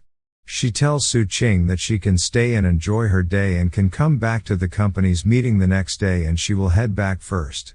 Everyone takes a sigh of relief as Madame Su takes a leave and the main door is closed. Wu Chen labels it as a mission accomplished as the first stage of their plan ends there. Ruobing looks at Madame Su leaving telling Su Qing that her mother didn't leave any bodyguards or insiders behind to monitor them. Su Qing instantly grabs Wu Chen out of joy asking whether he was really angry as he looked very fierce to which Wu Chen denies telling her that he was just acting. Ruobing is jealous and requests them to stop it for the time being. Wu Chen tells them that it was time for business and whom should he call first. Ruobing is all worried as she brawls over Wu Chen grabbing his hand and telling him not to mess around. Wu Chen asks her whether he said that he was going to cause trouble. Ruobing tells him to stop playing around, and since everything is fine now, Madame Su is unlikely to pursue anything against them anymore, as he can continue meeting Su Qing in the future, and asks what more does he wish? Wu Chen asks Su Kuangying whether she wants to continue meeting each other secretly like a love affair or not, since he doesn't like it that way. He tells that if she follows him, then he has the obligations and means to relieve her of her difficult situation and not let her be forced to choose between love and family, making her blush. He puts his hand around her, telling her to come and listen to him as he has to make a few calls. He tells her that he will contact other people and that he wants her to take over the power of the Su family and become the CEO of the Jin Fu Club in the shortest time possible. After this, she will have the final say not only in the company but also at home, which will prevent her mother from controlling her in the future, as her mother will understand that she cannot control a powerful person like her. And her father will be even more proud and pleased with her. He asks her if she is willing to do the same, to which she agrees after some thought. He appreciates her willingness and searches for a contact, and then starts the plan by calling the contact on his phone. Wu Chen is sitting on a sofa dialing a number with Ruobing and Su Qing standing beside him. Ruobing sits down close to Wu Chen, which makes Su Qing jealous seeing them so close to each other. She also wants to be close to Wu Chen, so she goes and grabs his arm with her arm like a cute couple.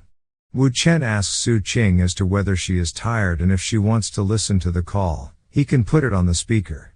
The call is connected and the person asks about who called him. Wu Chen asks whether he had any nightmares recently and did he dreamt about the Nanhe warehouse and that Bei Keifeng had requested to ask about it. He questions whether it is true that he has made quite a bit of money in recent years, which makes the person yell at him, asking who the is he. Wu Chen tells to meet him 1 hour later at the Qing Yuan Tea House's private room. Ruobing questions Wu Chen if he can really take over the Su family with just those 2 sentences he spoke earlier. Wu Chen asks whether she didn't get it and gives her a hint that it's internal disintegration, meaning breaking down from within. Ruobing tells him to reconsider it a little more. Wu Chen sarcastically replies her whether she wants to make a bet again, to which she declines and tells them to depart. 1 hour later we see them arriving at the place, and Wu Chen instructs them to stay there and have tea as he will go to the room first. Wu Chen enters the room and, seeing the person already arrived, compliments him on being very punctual. The old man gets up and shuts the door and asks him whether it was he who spoke to him earlier over the phone. This person is Yao Honglin, the director and shareholder of the Jin Fu Group, and holds 3.8% of the shares. Wu Chen agrees that it was he who spoke over the phone, which makes Yao Honglin is furious as he demands to know where Bei Keifeng is and questions him about how much Bei Keifeng paid him as a bribe and what he wants. He yells at Wu Chen, telling that he cannot threaten him just because he knows a little bit about his affairs. He adds that if Wu Chen is so smart, then he should reveal Bei Keifeng's whereabouts and he will give him a huge sum of money that Wu Chen would never be able to spend in his entire life. Wu Chen, sipping tea from the cup, tells that they can talk about the money later and that he is truly someone who kills and sets fire. He admits that Mr. Yao is really bold and daring. Mr. Yao tells Wu Chen to do whatever he wants but not to make unfounded accusations about him. Wu Chen with a smirk inquires about the money buried in the barren hill and tells that with the advancement in technology, the unsolvable cases previously can be easily solved now, and what does he think about it? Wu Chen has clearly hit the pain point of Mr. Yao, making him anxious and asking if he is there to extort money from him.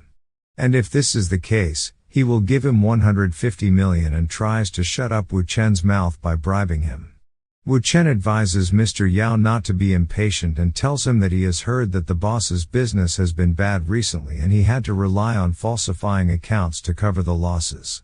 He asks about the name of his little mistress who helped him with it. Mr. Yao is completely terrified and tells him to stop and tells him that he will pay him 2 billion. He changes it to 3 billion and will split it in installments and tells that Wu Chen won't get anything more. Just then, we see Su Qing barge into the room as she calls out to Mr. Yao, making him completely stunned for a moment. He tries to calm down Su Qing but couldn't utter a single word.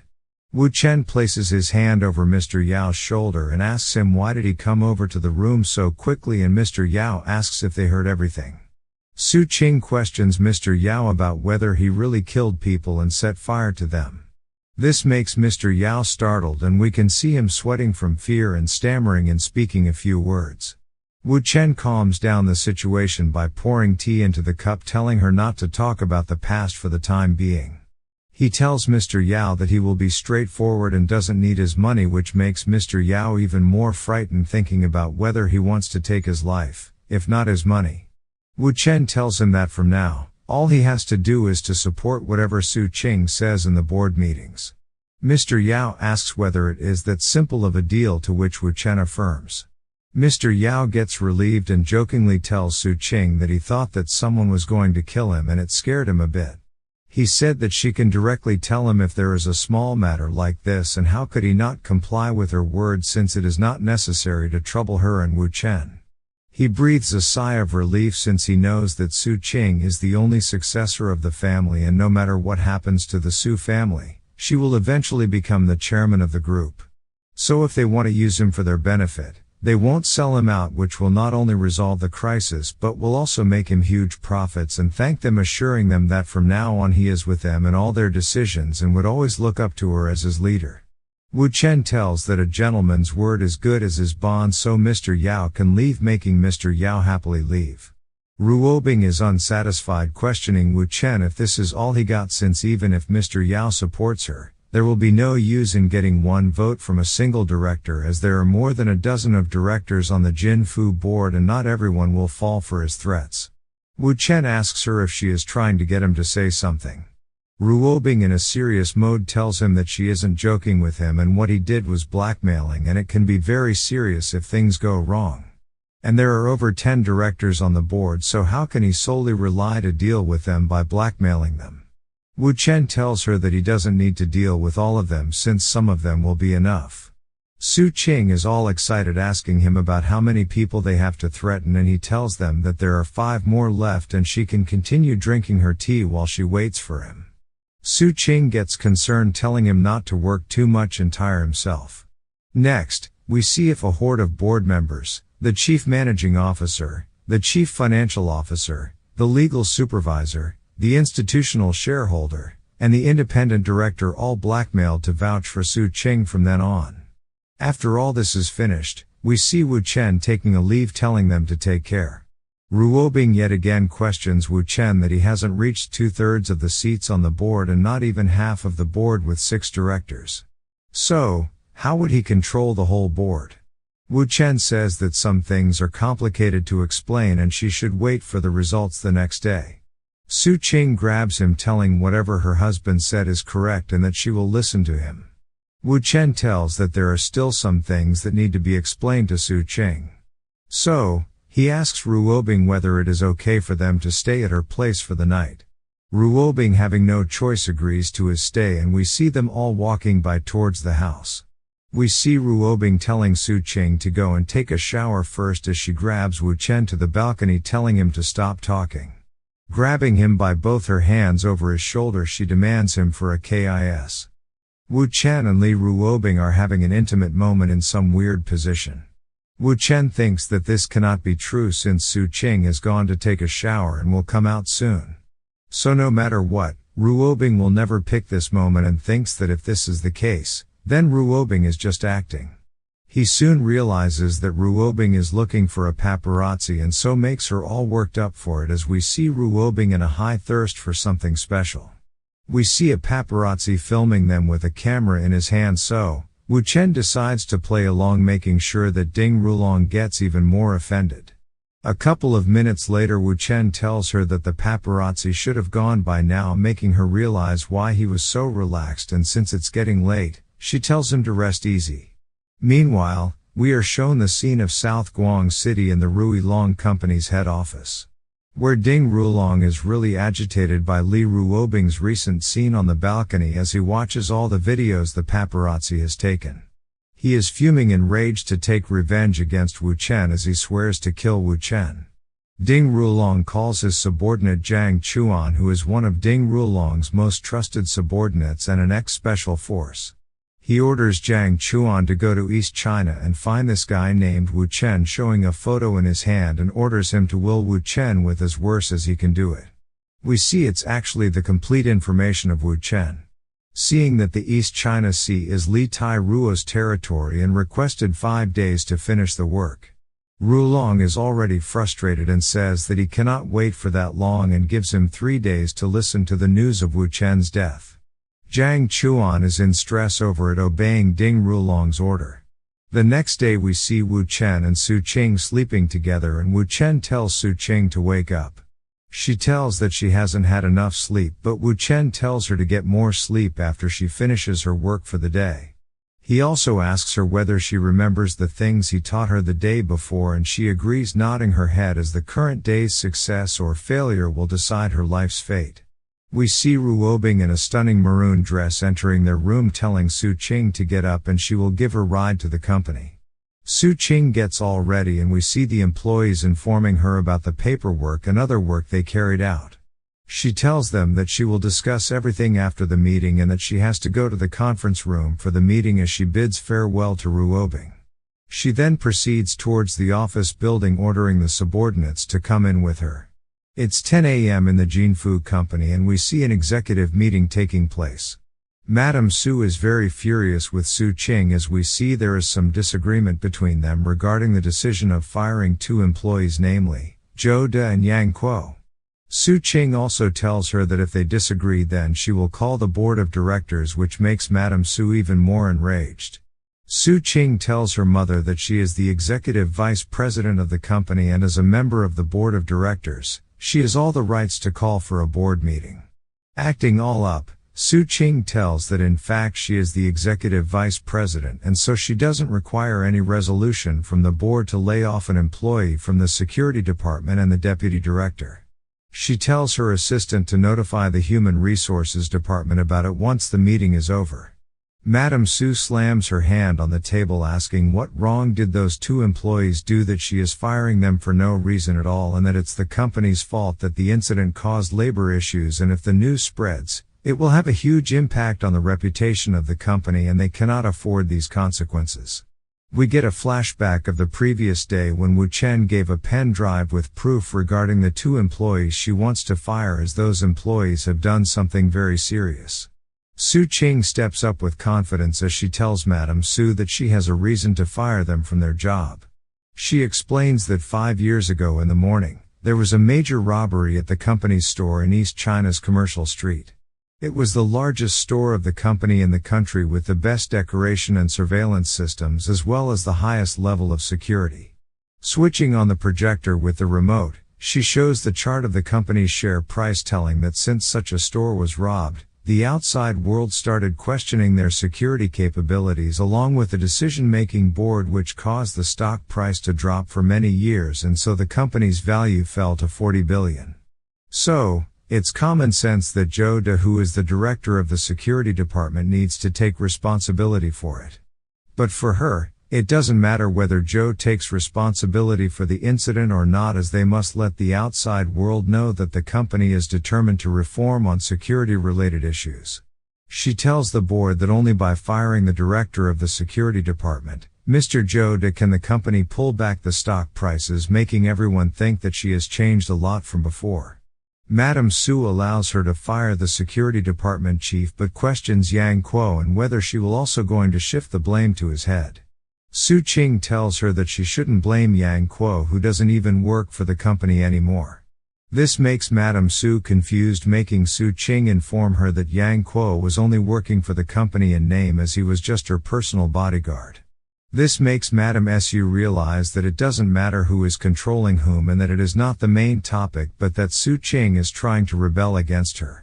So she tells to call the board of directors meeting and immediately notify the company's board for a meeting being held at 3:00 in the afternoon the same day. On the other side in the symphony fashion, Ruobing is questioning Wu Chen as to why did he visit the company and since the Su family is going to be turned upside down, isn't he going to do anything? Wu Chen reminds her that he has done everything and they have to just wait for how Su Qing performs and he just wants to draw for the time being.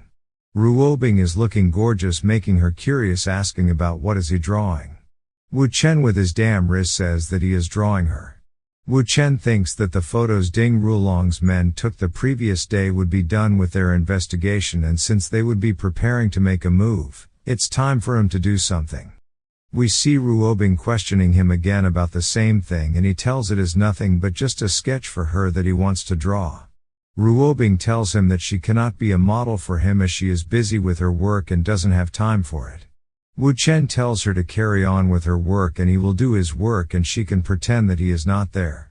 He scrolls through a WhatsApp group chat which mainly focuses on sketches, and there is a person in the group who needs to draw in order to complete their tasks. There is also a person in the group who has a close relationship with Ding Rulong. As she completes the outline of the sketch, he texts that teacher Xing Chen is very strict, making others question his legitimacy and sketching skills. So, he clicks the sketch of Li Ruobing which he completed a few moments ago, and posted it in the group mentioning he was casually drawing it. 40 minutes later, everyone is shocked and in awe of his sketching skills as they praise him for his work trying to contact him in the group chat, and we see multiple private messages from them for Wu Chen. Wu Chen is still waiting for the person to message him about the trap he had set up. He soon gets a private message from a woman that she has a daughter in junior high school and her daughter has been studying art for 3 years now, and requested whether he can give her some guidance, making Wu Chen excited as he catches the fish he set the trap for. We get to know that she is Ding Rulong's senior high school sister who holds the most special position among all of Ding Rulong's women. The reason why her position is so special is because Xing Rulong had an illegitimate daughter together with her who is now 14 years old. Wu Chen replies by telling her that she is being too modest and whether he can evaluate her daughter's artwork first. He praises her daughter's artwork skills, telling that her daughter draws well and is much better than the children in the group who just joined, and she is really a talent.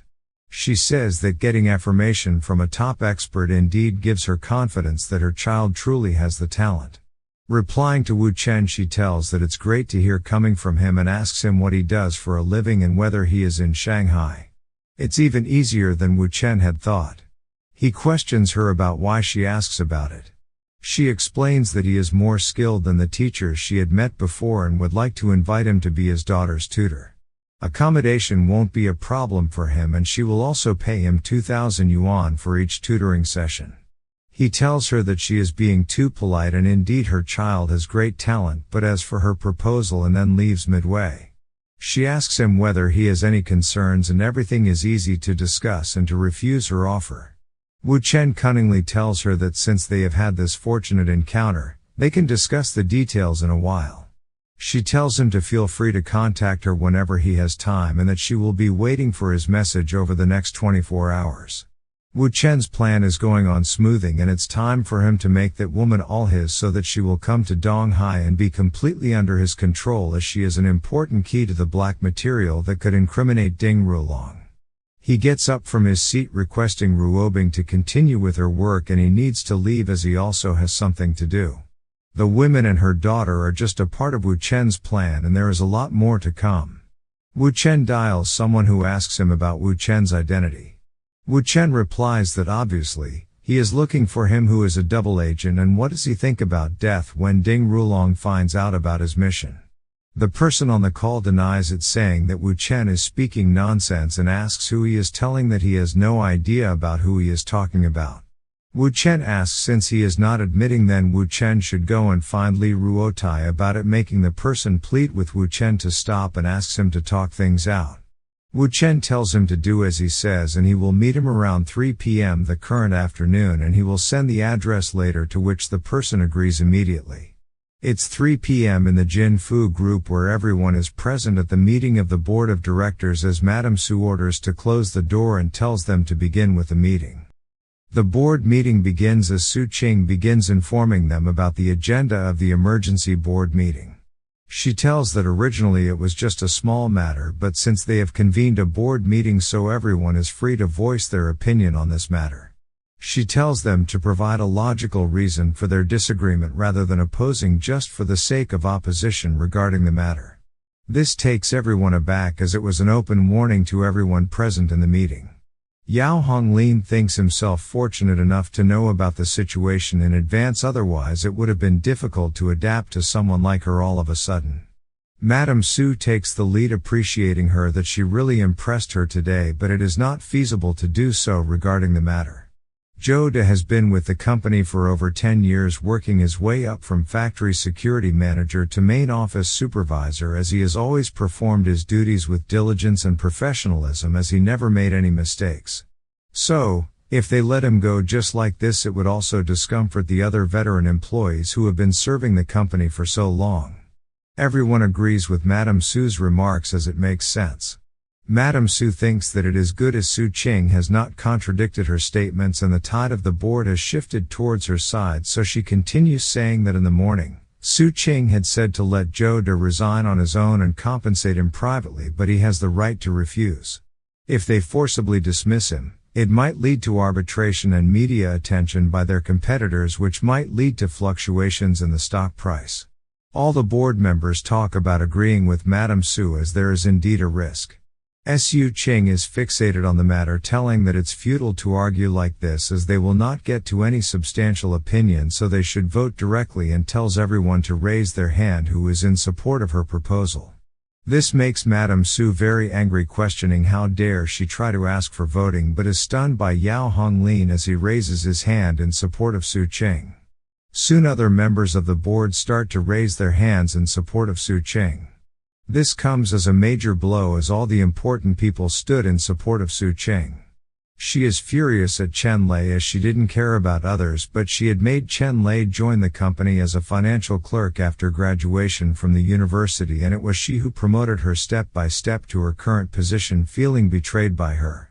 Su Qing tells her mother to stop influencing the votes in such a way and tells everyone to continue voting.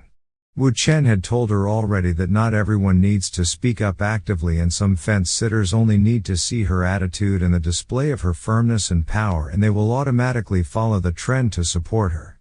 Su Qing thinks that she needs to be even more forceful in her words to grab their support, so she firmly asks about who else supports her.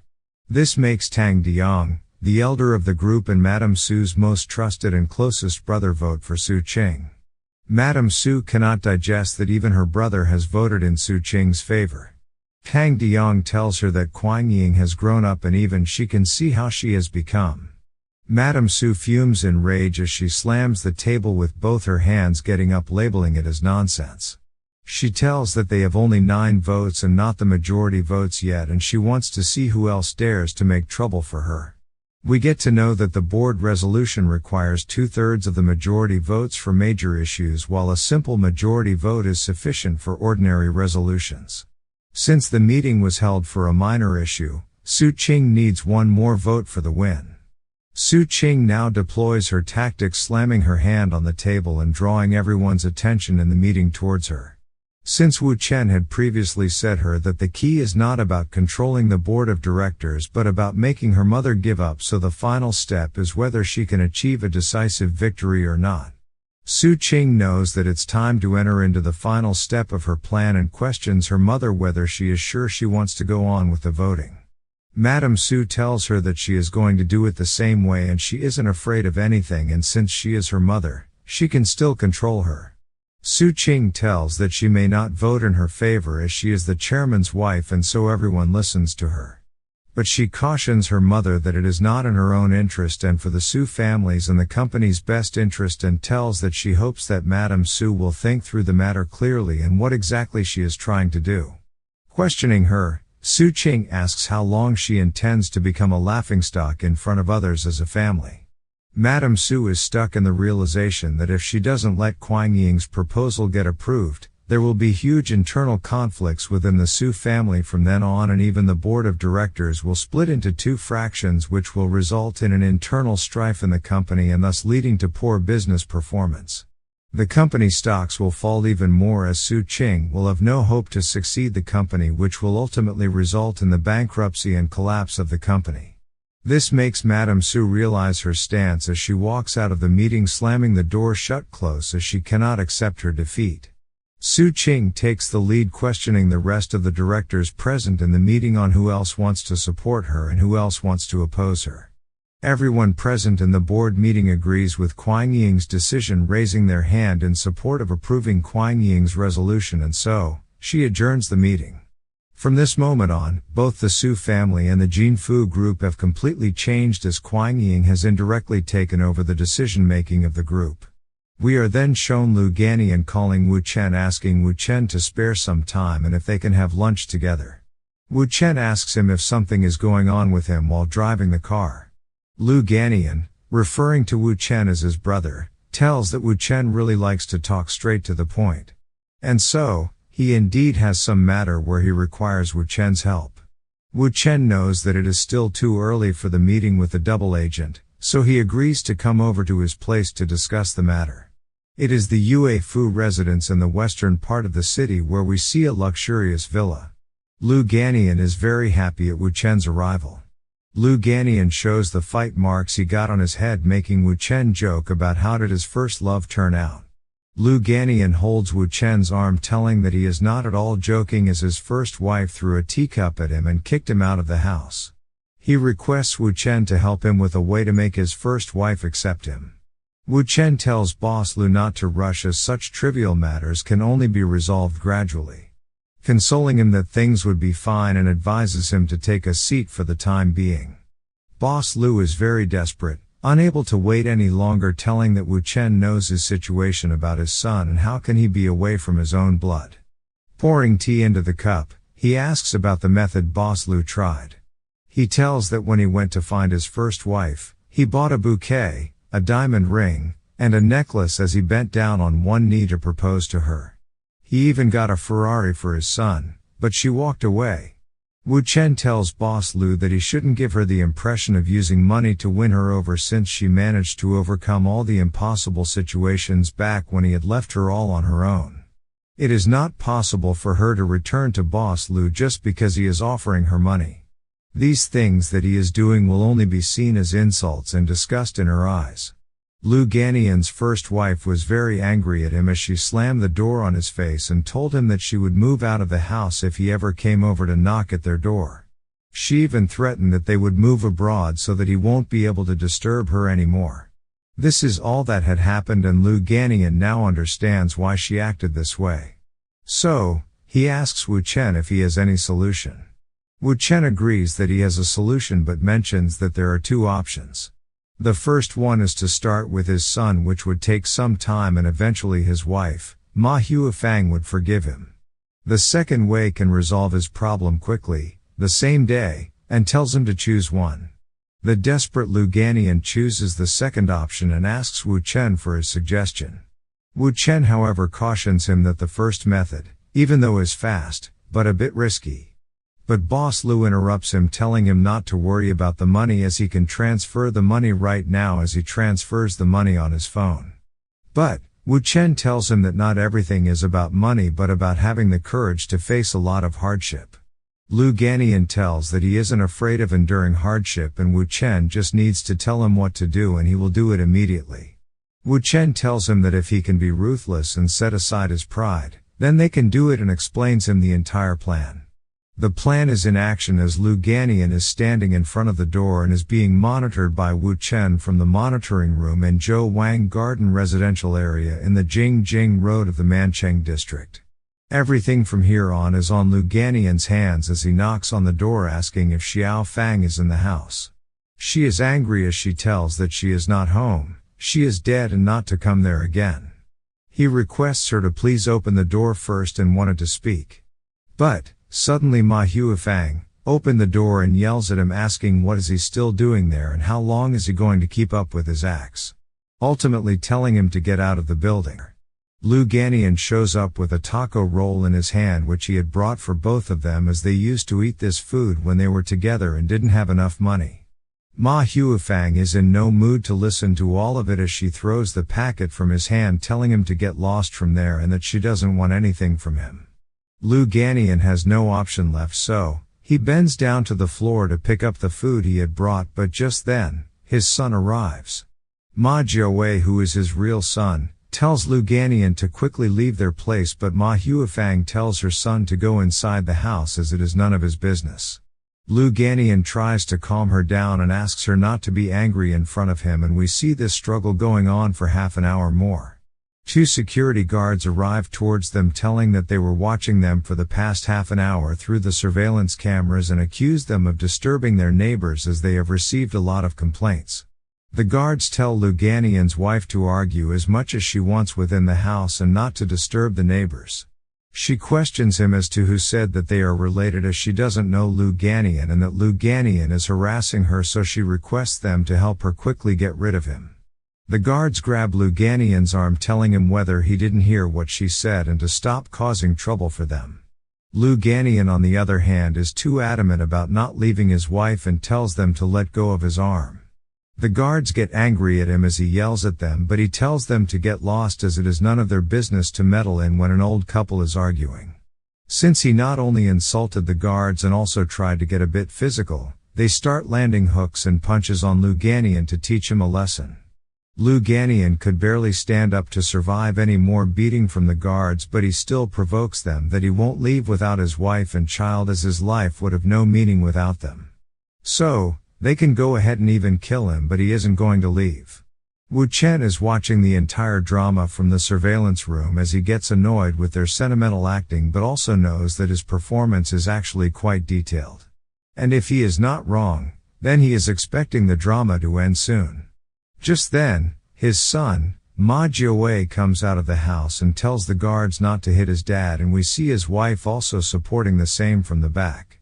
The guards are in no mood of stopping, which makes his son even angrier as he rushed towards beating up the guards, but his mother yells at all of them, telling them that it's enough and to stop hitting him. She lends him her hand and tells him to get up, which makes Lu Ganian out of words. On the other hand, we see Wu Chen praising the guards for acting so realistically and tells them to wrap it up, as they almost got beaten up by Mr. Lu and the outcome was exactly what he had anticipated. The guards tell him that if the couple has any more arguments, he can reach out to them for an even more realistic performance, as now they have much more experience. Wu Chen knows that he doesn't need to be involved in their matters that follow up, as brother Lu would be able to handle all on his own, and it is time to take care of the real business. It is afternoon when Wu Chen gets a call from the double agent while driving the car, because it is already 3:30, and wants to know where Wu Chen is and whether he is playing tricks on him. Wu Chen gives him a cold shoulder as he is clearly at an advantage, which makes the double agent realize it. So he talks gently as he doesn't want to argue with Wu Chen and just asks him to come to meet him. Wu Chen arrives at the place and we get to know it is the Shut-Ao Cafe in the Dongcheng district. Wu Chen apologizes to keep him waiting for so long, waving his hand towards him. The double agent slams his hand on the table as he seems very furious, with his men by his side with weapons in their hands, asking Wu Chen if it was he who had a conversation over the phone. This person is Meng Junhao, the owner of the Jiangnan Dragon Shield Security Group, a member of the Jiangnan Security Association Council, and the representative of the People's Congress in the Donghai City area. Wu Chen tells it was him and questions Meng if he is planning to have his subordinates listen to him speak about his unsavory matters and then go out to promote them on his behalf. Meng Junhao is in rage as he rises from his seat and yet again slams the table and demands to know who the heck is he.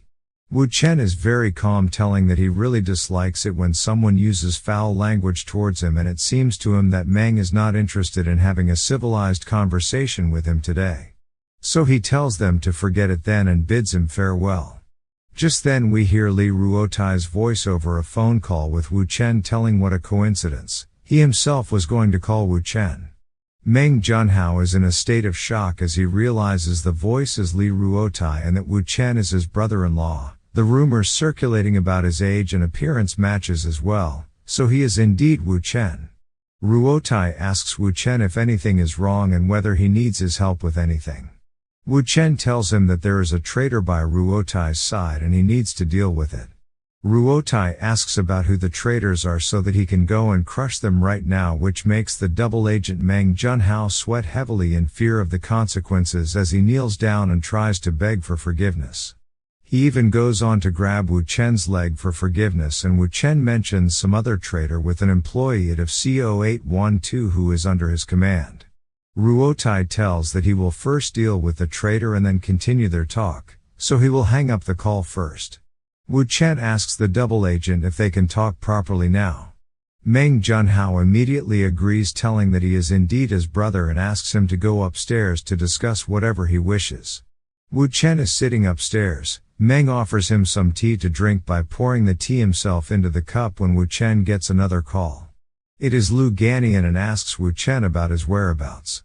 Wu Chen asks him if he didn't just make up with his wife as he has something going on. This makes Boss Lu concerned that something is going on and tells him to send the address and he will come over there immediately. Wu Chen had planned all of these and just needs to borrow Lu Ganian's influence right now to make things easier to deal with. So, he tells that he is in the Donghai City Shut-Ao Cafe's second floor. Meng is terrified as he knows about Boss Lu but tries to ask if another guest is coming, and Wu Chen tells that it is just a friend and not just to keep standing there and to have a seat.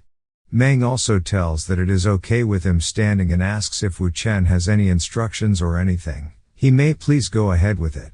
Wu Chen tells the double agent that he is really interesting as he became Ding Rulong's person 4 years ago, where has constantly placed his trusted confidants as security guards in the companies and residential areas of Li Ruobing and Li Ruotai. But, 6 months ago, the truth was exposed in Li Ruotai's camp and Meng narrowly managed to escape from the barrel of Ruotai's gun. After which he immediately turned around and sold himself to Ding Rulong. Meng immediately interrupts Wu Chen and begs Wu Chen to please stop talking about it and he can just give his direct instructions regardless of its feasibility. He would carry them out for Wu Chen. Wu Chen tells that he remembers that Ding Rulong would soon send someone to target him. Meng denies it, saying that dealing with Wu Chen is not under his responsibility, so he does not know anything about it. Wu Chen knows that Meng is only responsible for investigating his activities, so he tells Meng to listen carefully. He tells that either Ding Rulong or his closest confidants would soon contact him. So, if he wants to survive, then he should do whatever they arrange for him to do. Meng asks if he should inform Wu Chen about their moves in advance so that Wu Chen can stage a performance or something, but Wu Chen denies, saying there is no need for it and he just needs to do his own thing. He also instructs Meng that there is no need to inform Ruotai about it as it is the only way for him to survive. Meng cannot digest the fact that if he does not have to do anything, then why did Wu Chen approach him, and if Wu Chen knows that something is going to happen to him in the next few days, then why is he not taking any action, or is Wu Chen just waiting for his death? Wu Chen tells him that he doesn't need to understand about it as they are all insignificant and will pose no threat to Wu Chen. The reason he came to meet him was because he felt that Meng was slightly more interesting than the rest. So, he just needs to help him to deliver something to Ding Rulong, not now but will be informed. Just then Brother Lu enters the cafe and greets Wu Chen.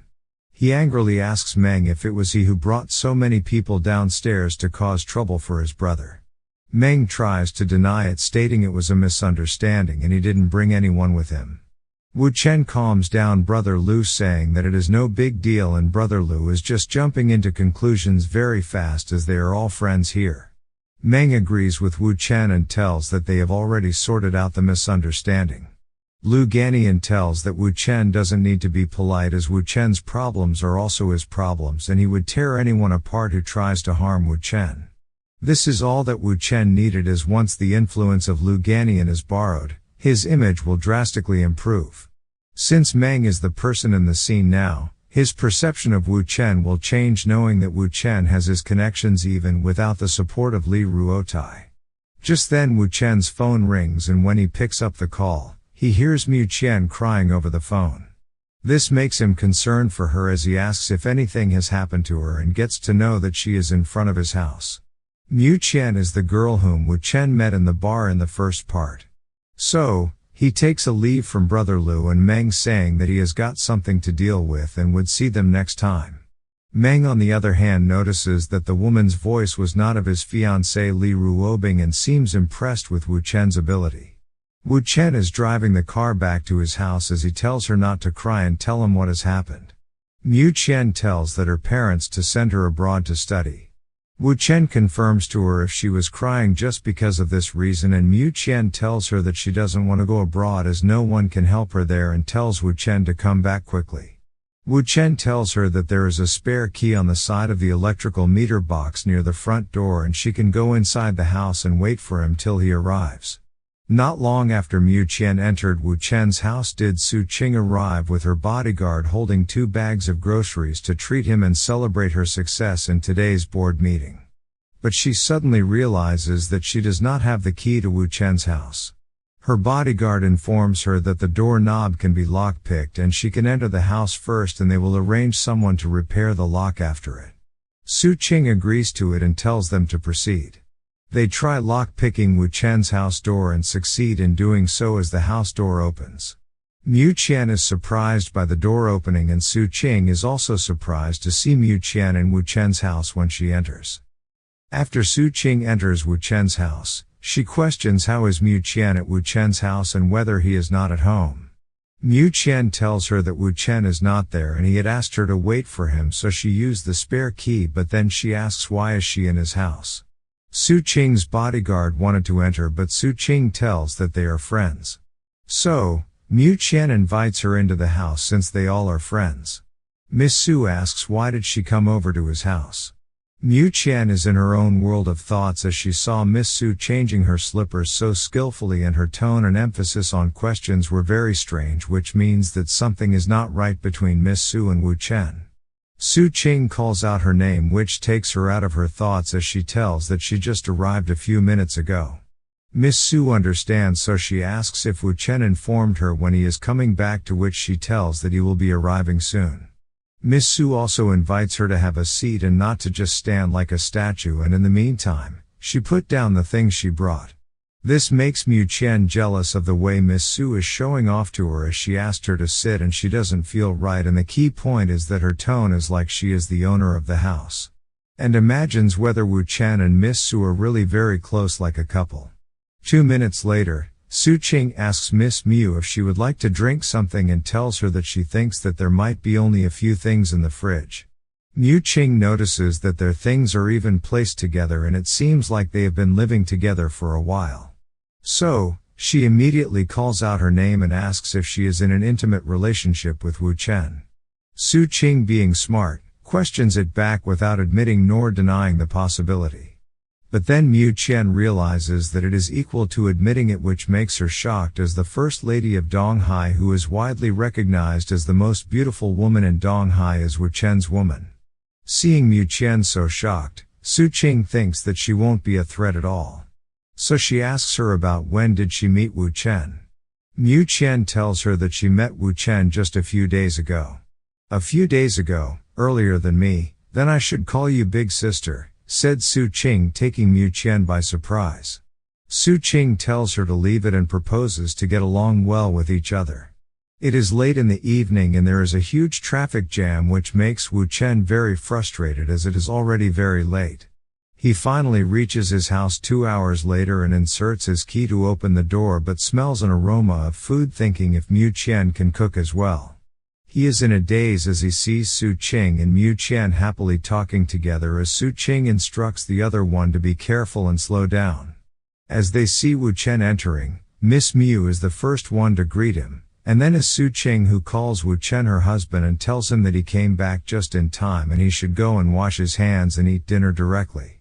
Mu Qian questions Su Qing as to how her name changed to little sister when she was being referred to as the elder one a moment ago.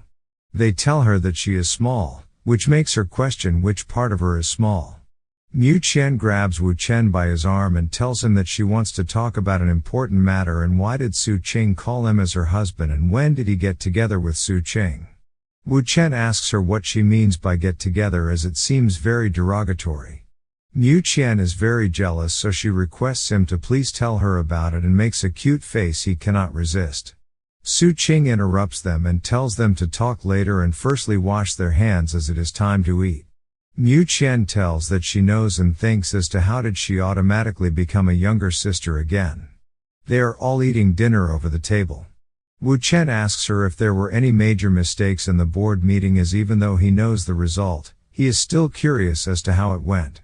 Su Qing tells that it went exactly as he had predicted, and it was spot on without any difference, making Wu Chen happy that it went well. And there is the red boiling face of Mu Qian watching them. She cannot bear it anymore and gives it in, telling that she doesn't care that the two of them are showing so much affection in front of her, but is he really not going to tell her? He asks if Kwang Ying didn't already tell her about it, and if not, why doesn't she take a guess? Mu Qian is provoked, so she tells her that if he is not going to tell her about it, then she won't go home today. Wu Chen mockingly tells her that it is all up to her and there is an extra room in the house. She asks what about Miss Su then, and gets to know that Miss Su won't go back either. She realizes the reason why Wu Chen said her not to blame him later.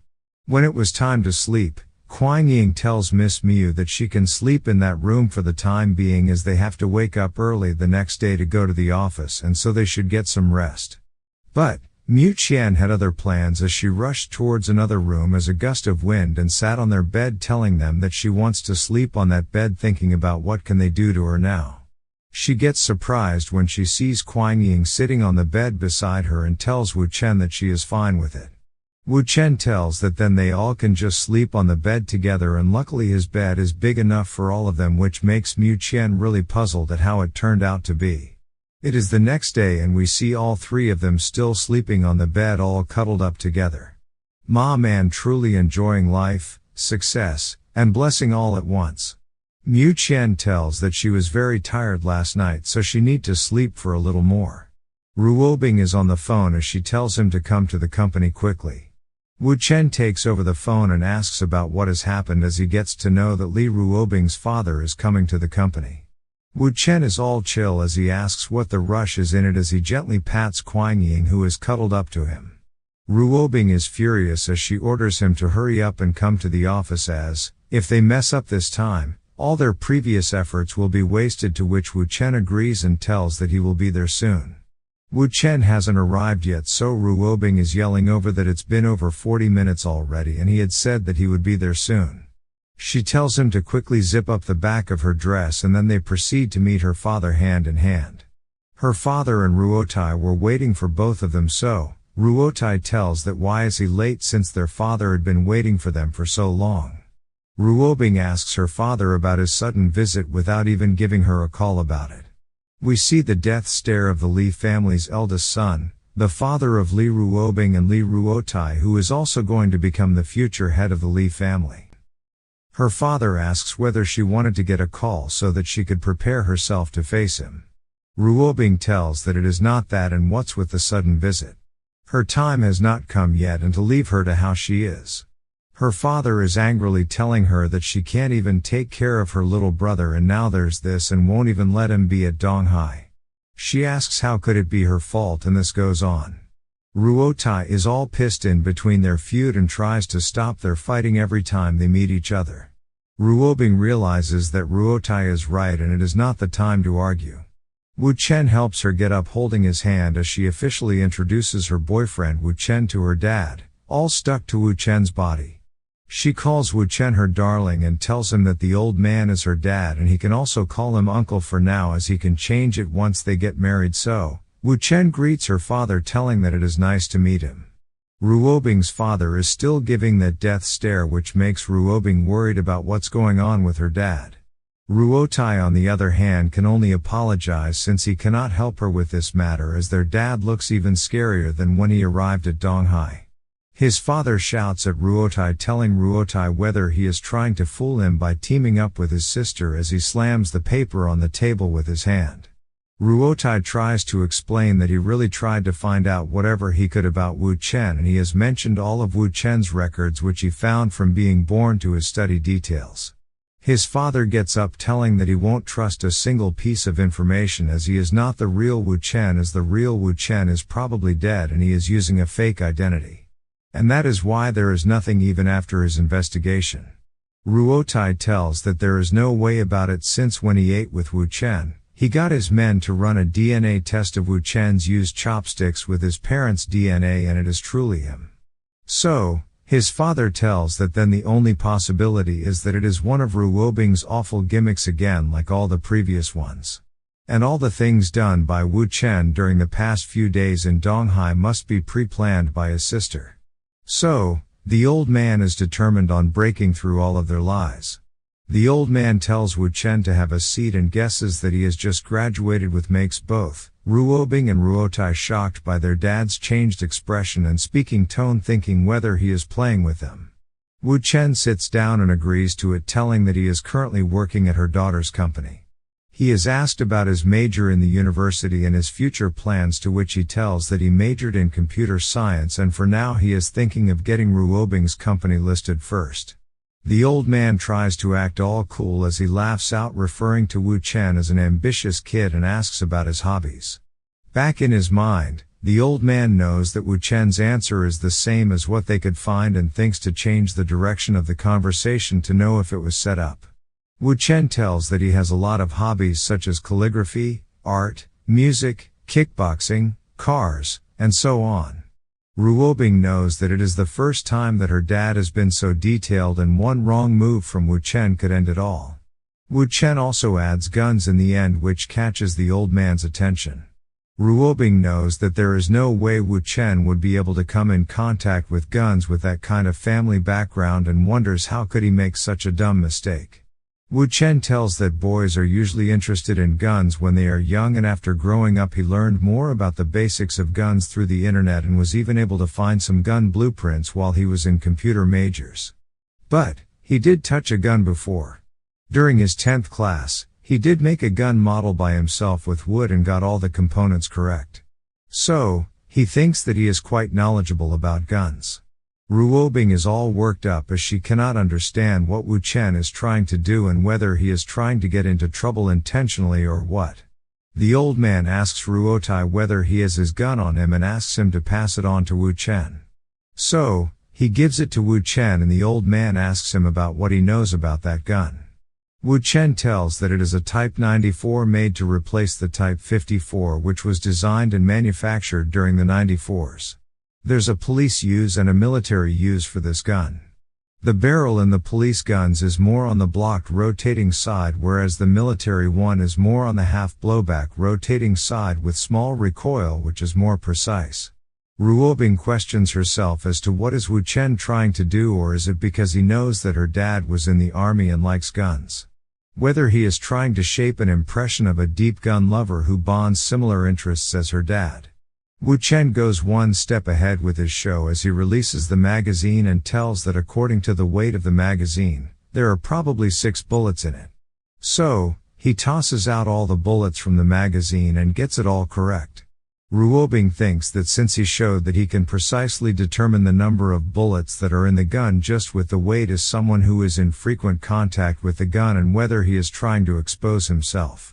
The old man finally got Wu Chen exposed, but soon realizes that Wu Chen himself tried to expose himself, which means that he had been lying the entire time, which makes the old man even more suspicious of him.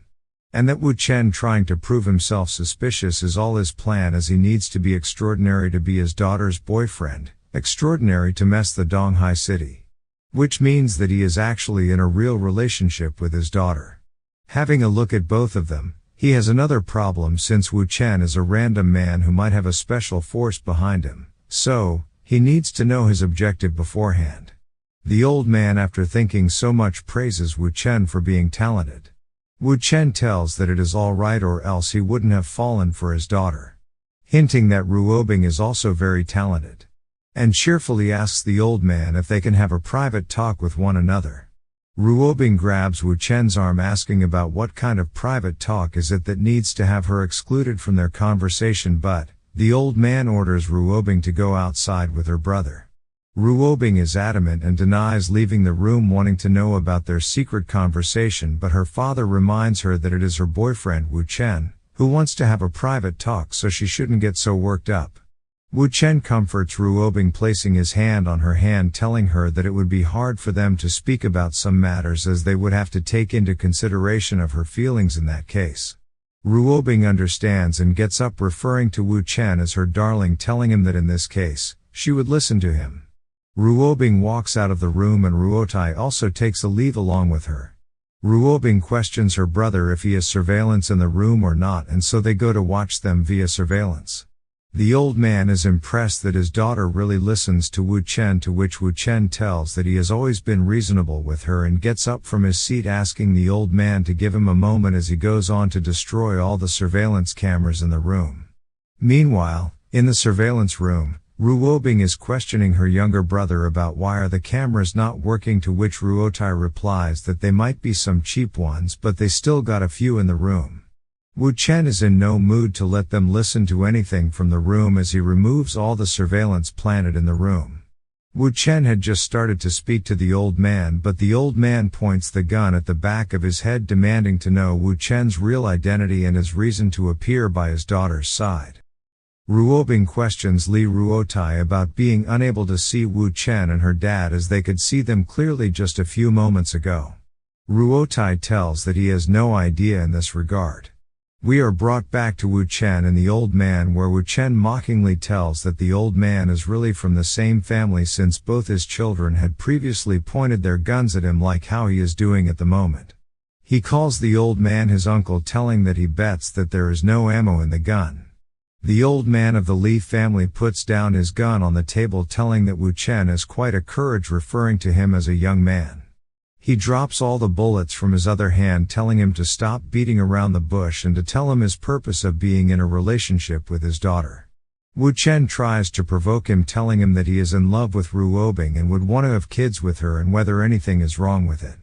The old man understands that since he is saying such disrespectful words to his face, it means that Wu Chen is not scared of him.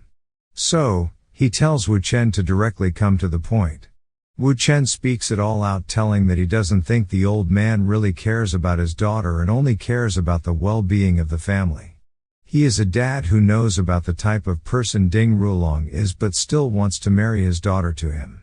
Wu Chen questions whether he isn't afraid that Ruobing would just shoot a point right through Ding Rulong's head when she would get angry. The old man is provoked as he fumes in rage, questioning whether Wu Chen is trying to lecture him. Ruobing, on the other hand, is worriedly curious about their conversation, and after some thought, she tells her younger brother that they would go to the room behind where they are talking. Ruobing is acting like a 2-year-old, trying to listen to their conversation through a glass cup, but is unsuccessful. So, she asks about why cannot she hear anything, and we get to know that Ruotai had used the best soundproofing material when he got the room renovated.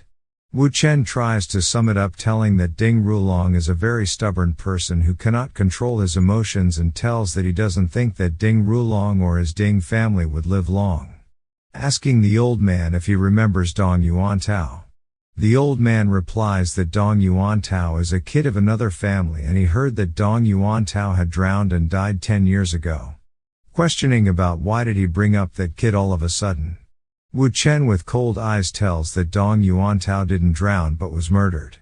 The old man tells that it is impossible, since the Dong family's status is good, so they would have really found out about it if that was the case, and besides, why would the Ding family go after a high school kid? Since there is no proof, it makes no sense. Wu Chen says that he isn't talking about the Ding family but about Ding Rulong, and tells the old man to look into his phone, as the motive for the entire incident was this woman named He Shiken. There were a lot of guys from rich families who wanted to pursue her but were rejected by her. But, she was very close with Dong Yuantao because of homework, and then that kid isn't alive. He explains that Ding Rulong had brought He Shiken out and killed that boy right in front of her face, and now she is with Ding Rulong because she is afraid of him. Wu Chen also adds that he has been in contact with that girl, and he is confident upon her that she will testify in this regard. The old man is in a rage as he gets up from his seat, yelling at Wu Chen about what is he trying to do. Wu Chen goes on with his own smooth way as he tells him not to be agitated, and he's sure that the old man knows about what Wu Chen is trying to do. Ruobing's father knows that the Dong family has been going uphill for the past few years, and if this thing gets out, it will start a messy war between the big families. Since the Li and Ding families are now allies, they will also have to enter the war. Wu Chen tells that out of all the families, the Sun family is the biggest ally of the Li family, and since Ruobing is not yet married into the Ding family, their alliance with the Ding family is not yet complete. The old man thinks that Wu Chen was sent there by some other family to break off the Li family's alliance with the Ding family. Meanwhile, Ruobing has gone completely berserk and wants to drill a hole in the wall to listen to their conversation. Ruotai tries to stop her, telling her that the soundproofing is very good and if she tries to drill the wall, they will get noticed immediately, but Ruobing is in no mood to leave the matter, so she tells Ruotai to find another way, which Ruotai tries to decline, trying to leave from that place. Wu Chen tells her father that it is not what he thinks and that he is thinking of her daughter and the Li family.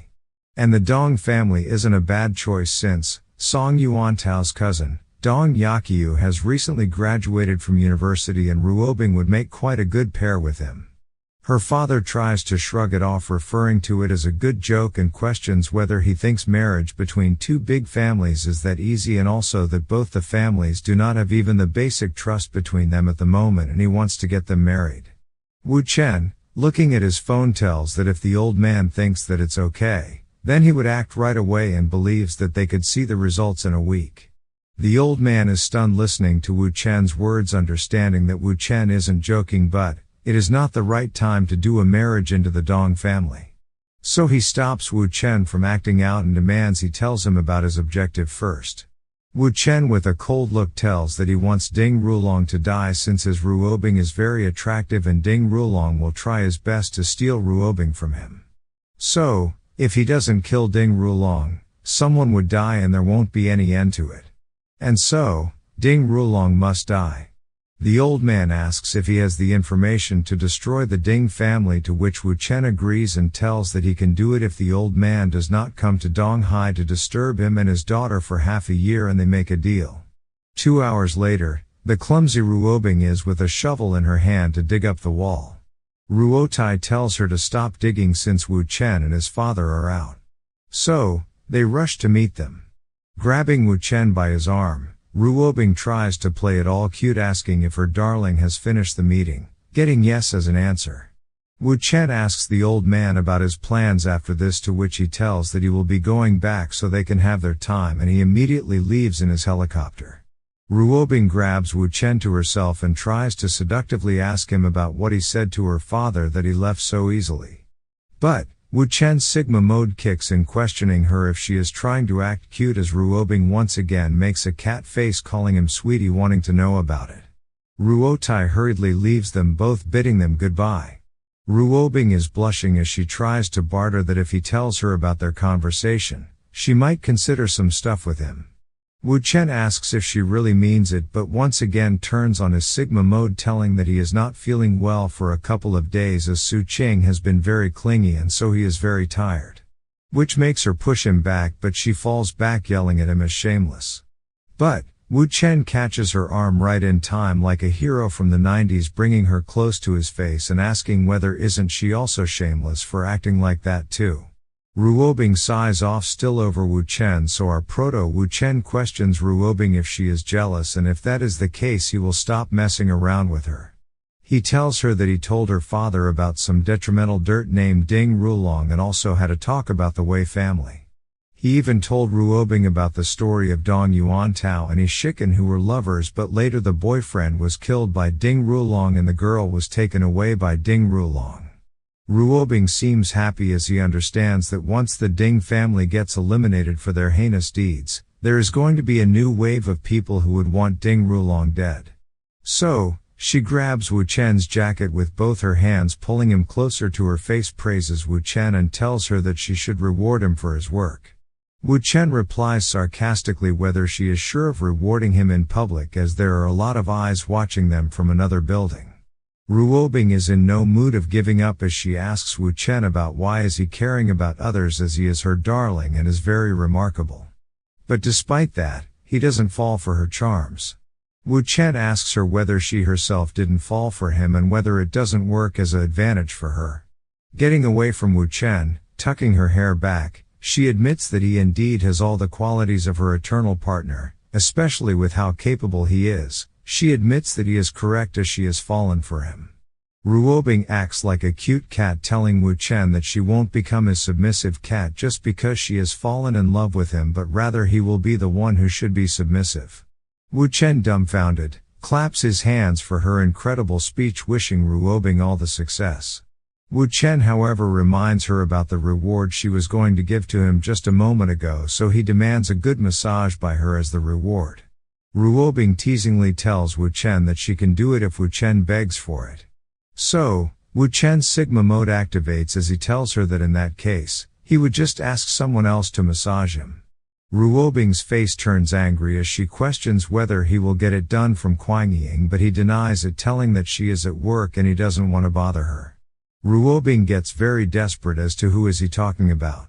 So he tells that the other woman is not his at the moment, but if he gets to know her a bit more, it will be easy for him to get a massage from her.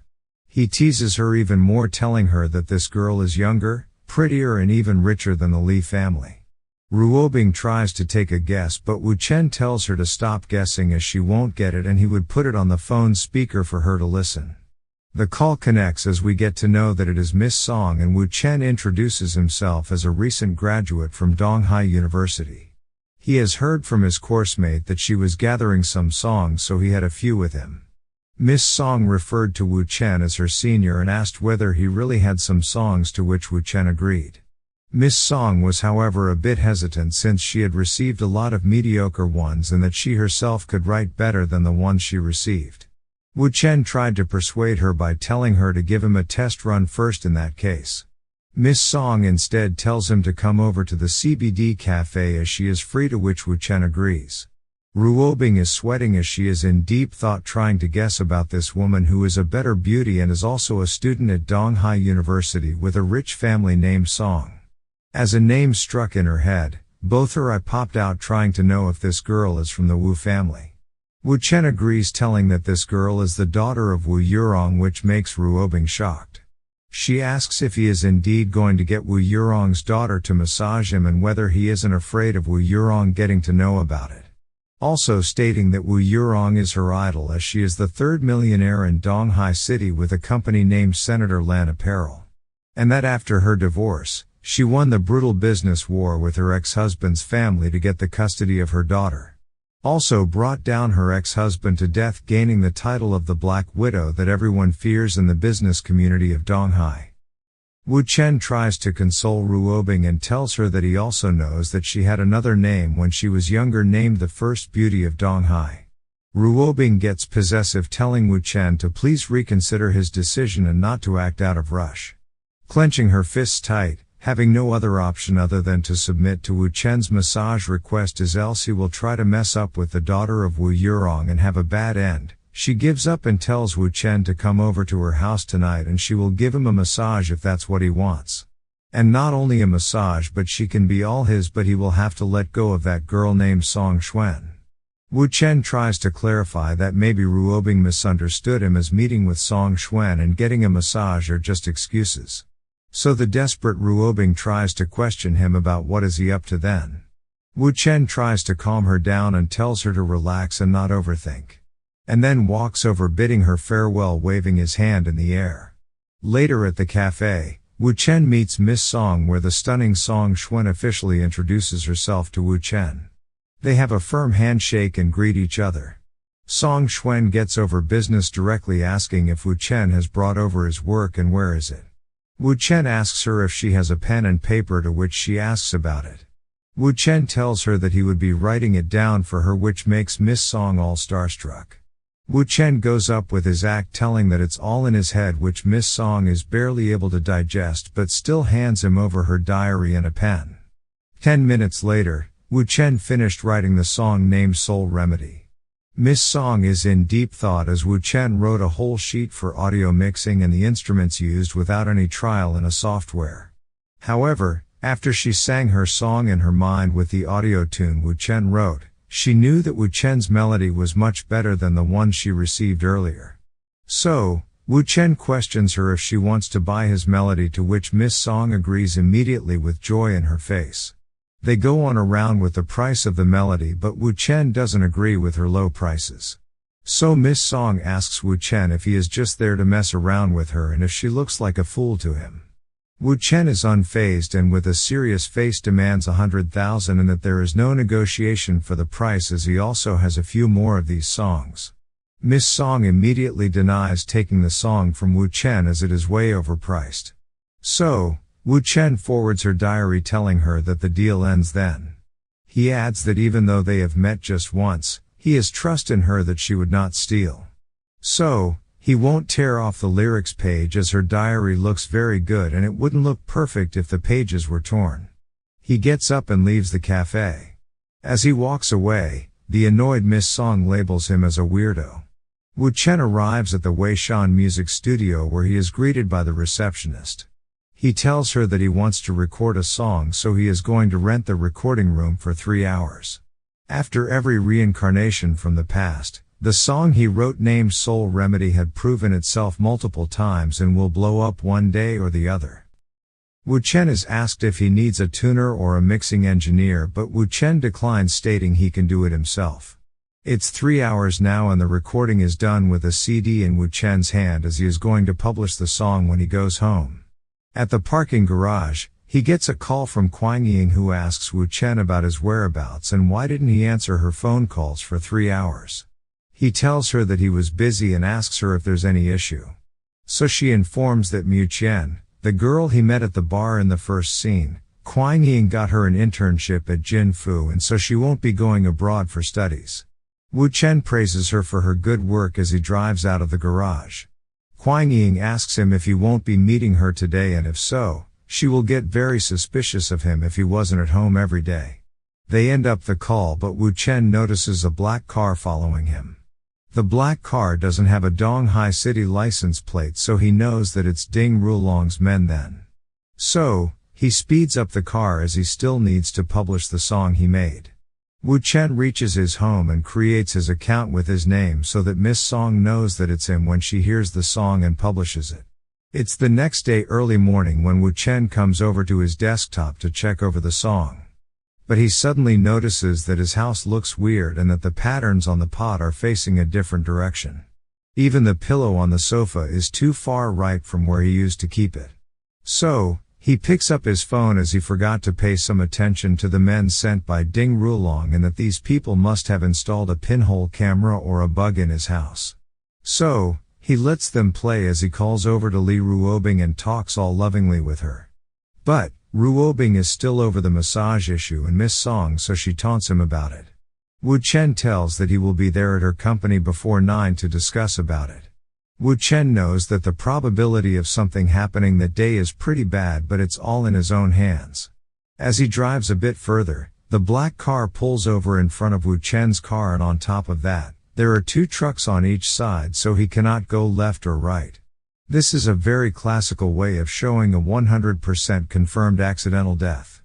But they are trying to mess up with Wu Chen, who remembered all the vehicle's license plates, and so as soon as the accident happens, he resets the time. It's 7 a.m. of the same day and now it's his time to play. So he calls up Li Ruotai and tells him about Ding Rulong's men who are in Donghai and about the trucks and black cars information along with their license plate numbers. Ruotai is shocked but then tells Wu Chen that he will take care of it. But Wu Chen tells him that he wants them alive, since if they remain hidden then it will be hard to find them, and if they come on the road, it will be easier to catch them. But then it would be hard to do anything on the road, so he thinks that it would be better in the basement parking lot of the shopping center. Ruobing calls him and asks about him and that he has sent his men to search for them. Wu Chen tells that he is around the mall and that Ding Rulong's men have followed him there as well. Wu Chen knows everything but is waiting for Ding Rulong's backup plan. The white truck driver informs the rest about the change in plan as Wu Chen has gone into the mall's basement. But suddenly a white van comes in and smashes into the white truck. When the furious white truck agent yells at those who crashed in, he is treated by Wang and his men, who is Ruotai's right-hand man. All the drivers who wanted to attack Wu Chen had been captured and their vehicles all seized. Zhang Chuan, who was sent by Ding Rulong, informs his boss that all the men they had sent have been captured by Li Ruotai. Rulong is in no mood of giving up, so he tells them to go for plan B as he wants Wu Chen dead today before the Li family members can protect him. Zhang Chuan orders his men as he doubles the money to get Wu Chen by the day and gives them Wu Chen's current address to hunt him down. 20 minutes later, he gets a call from Ruobing, who informs him that her brother has captured those men and asks about his whereabouts. Wu Chen tells her that he is in the Sinmao shopping mall. Ruobing yells at him to find a crowded place immediately and she will come over there right away. Wu Chen agrees to her and hangs up the call. As he walks into the lift, he notices the broken camera and knows that Rulong's backup has already arrived. The lift arrives at another floor and we see Wu Chen surrounded by a bunch of men in black clothes. As soon as the door closed, all these men took out their weapons trying to get Wu Chen done and dusted. But, it was Wu Chen who with his eagle-sharp eye grabbed them by their wrist, punched them in the face, kicked them and whatnot to get over them. At the same time, Ruobing and her subordinate were hastily looking for Wu Chen as he wasn't picking up his phone and she gets to know that he is in the elevator and the elevator is on the B1 floor. So, they quickly rush over to that floor to open the door of the lift and just then they see one of Ding Rulong's men head falling on the ground. Ruobing gets very tense seeing such a situation as we see Wu Chen all covered with sweat and bruises over his face and body with Rulong's men lying unconscious. Ruobing is shocked to see Wu Chen in such a situation with her bodyguard sweating profusely about what would happen to them. Wu Chen just stepped out of the elevator calling her as his dearest lady before falling down as he didn't have any strength left. Ruobing grabs him just in time but Wu Chen jokes around saying that her clothes would get dirty if she holds onto him. Ruobing shuts him up saying he still has the energy to speak and tells them to be quick and go to the hospital. Wu Chen asks about the need to go to a hospital but the now possessive Ruobing is very concerned over Wu Chen telling him that he has blood all over his body and that he is injured. Wu Chen acts smart declining her that he isn't injured and that she has been touching him everywhere and having fun with him. He teases her further telling her that she spares no time having fun. Ruobing is in awe as she realizes that Wu Chen has single-handedly dealt with 6 armed killers without suffering any injuries.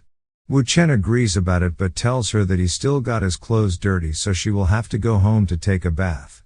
But, before that, he has something he has to do and he pulls out a smartphone from one of the attacker's suit pockets and then clicks a photo of them lying unconscious on the ground. He sends the pictures to Zhang Chuan who is Rulong's man and just then the attacker's phone gets a call from Zhang himself.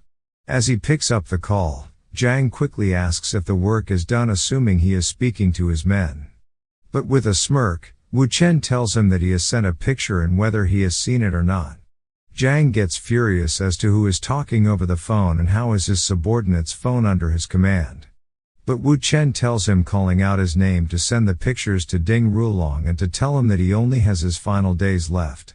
Wu Chen gives over the phone to one of Ruobing's men and instructs him to call an ambulance for the one whose phone he had used as he wanted him alive. Wu Chen now tries to leave telling her that he will take a temporary leave from Donghai for 2 days to go south. Ruobing gets worried questioning him if he is going to kill Ding Rulong and calling him honey kisses him showing him that she has truly fallen in love with him. Wu Chen gets his mood activated as he tells that he doesn't feel good having a moment here and tells her to head home so that they can clean up and have a moment after it. Later at another apartment, someone seems not so happy. Oh, it is Miss Song who sees that a song has gotten into the weekly first and even her friend praises that song. She is shocked as that song has over 4,000 comments and all of them are very positive. Even professional singers are discussing that song which is the same song Wu Chen had written the previous day. Her friend asks her about why she has handwritten music sheets as it is old-fashioned now. Miss Song is very furious as she cannot digest the fact so she calls over to Wu Chen to confirm if it was he who had written and published that song. Wu Chen had gone for a shower when his phone rang with Ruobing sitting beside his phone on the sofa. This made Ruobing suspect that it must be from Ding Rulong who must be trying something again on her love. She picks up the call and directly questions if he is looking for death now. But that call was from Miss Song who was startled at such a statement so she asks if it is not her senior Wu Chen's number stating that she wanted to talk about the song. But Ruobing cuts her words questioning her about which song and she can say it all to her and she will let Wu Chen know. Miss Song tells Ruobing not to misunderstand her asking her if she is Wu Chen's girlfriend and that there was a misunderstanding during her meeting yesterday with Wu Chen so she wanted to apologize to him. Ruobing grills her about why she wants to apologize and for what reason also questioning about the song thing. Miss Song is shocked, asking Ruobing if she really is Wu Chen's girlfriend, as she doesn't even know about his song. Ruobing asks her if she is suspecting her of lying, so she gets up and knocks on Wu Chen's door, calling him honey and telling him to open the door as it's his junior's phone call. Wu Chen takes the phone and gets to know it is from Miss Song, and they schedule a meeting for later. Wu Chen hands over the phone to Ruobing, telling her that it was from Song Xuan, who wanted to buy his songs, but it seems that Ruobing had other plans, as she loosens her dress, clinging on to Wu Chen, praising and seducing him at the same time, but Wu Chen tells her that he is not done with his shower. Ruobing just goes all in with the kiss, wanting to know about what other things is he good at. Wu Chen warns her that she is trying to play with fire. Just then the phone rings, making Ruobing very angry, as she curses that person for destroying their moment. She informs that it is from Ding Rulong, and he tells her that it's all right and he is coming. Ruobing picks up the phone, and Rulong instantly tries to explain that it was not he who did it, but his subordinate Zhang Chuan, as that subordinate of his misunderstood his commands. Ruobing starts to humiliate Ding, stating how could those weaklings be his men, as they were too dumb and foolish and didn't even match young Master Ding's style. Ruobing starts to tease Ding by going and sitting over at Wu Chen's lap, where Wu Chen asks her about who is over the call and whether it is Ding Rulong. Ruobing agrees, stating that he is that same dumb bass, to which Wu Chen pounds her thighs, creating a loud sound that could be heard over the phone. He tells her to mind her attitude, as no intelligent woman uses profanity. Ruobing plays along, telling that it hurts and it has all turned red, making Rulong grind his teeth in anger. Wu Chen tells her that she must know her mistake and that she deserves a little spanking, to which Ruobing tells that she is sorry and she won't speak profanity and not to spank her. Rulong couldn't stand anymore, as he smashes his phone on the ground and even going ahead and crushing the phone with his foot. Ruobing tells that he hung up, and it seems that he smashed his phone, questioning Wu Chen if Ding would even be able to survive it. Ruobing is in the mood to play, as she deviates the attention to what Wu Chen had talked previously about spanking. Wu Chen raises his hands, telling her that he is all clean. He also informs her that he will be meeting up with Wu Yurong later, so she might also call her, and tells her to cooperate with her. Ruobing questions him about Wu Yurong, as it must be Song Xuan who must be contacting him. Wu Chen tells her that it is Miss Song, but also her mother, Miss Wu Yurong, as they must meet each other the same day. Just then Ruotai barges into the room, calling out for both of them, and then apologizes to Wu Chen about the incident that happened to him. Also going to such lengths to tell him that it won't happen again, and asking him about how many bodyguards he need. Ruobing stops her little brother's speech midway, warning him not to go out to take revenge. But Ruotai counters it, saying that it has happened multiple times now and Wu Chen was lucky to fight back and didn't get hurt. He asks about what would happen the next time, and that no one can promise anything, so he will have to get Ding Rulong dead. Ruobing gets up, telling Wu Chen that since he is her little brother's family now, he must talk some sense into him. Wu Chen asks Ruotai if that Lao Dao is alright, to which Ruotai informs that the one he wanted alive is okay now. So Wu Chen tells that he will then have a good talk with that guy, which makes Ruotai want to know about what he's going to talk about. Whether that person is holding on to some important secrets that can bring Ding Rulong to his end. Wu Chen agrees with him, also stating that he will be the one accompanying Wu Chen when he goes to talk with Lao Dao, but for that, he must first promise his sister not to make any irrational move. Ruotai agrees, stating that he will listen to him as long as Ding Rulong can be eliminated, letting Ruobing finally breathe a sigh of relief. Finally solving the issue, he tells both of them to excuse him as he has some business to attend to. Sometime later in the evening, Wu Chen arrives at the meeting point for Miss Song, and there is an informant who is spying on Wu Chen. Wu Chen finds Miss Song and greets her, taking her by surprise as she is barely able to speak something from her mouth. Wu Chen asks her to speak, to which she questions if his family runs a small family restaurant. Wu Chen agrees, stating it is a noodle shop in a small town. Miss Song questions if he is a sugar baby of her girlfriend, as his girlfriend sounded like a 40-year-old. And the reason that he is selling his song at such a high price is to make money so that he can get rid of her, as he didn't even let her know about the song he published. Wu Chen is simply giggling over her notion about his girlfriend, which makes her even more agitated. She thinks that it is very unfair to Wu Chen as he cannot waste his talent on some old woman, and if he really wants to make money and become independent then she can help him instead.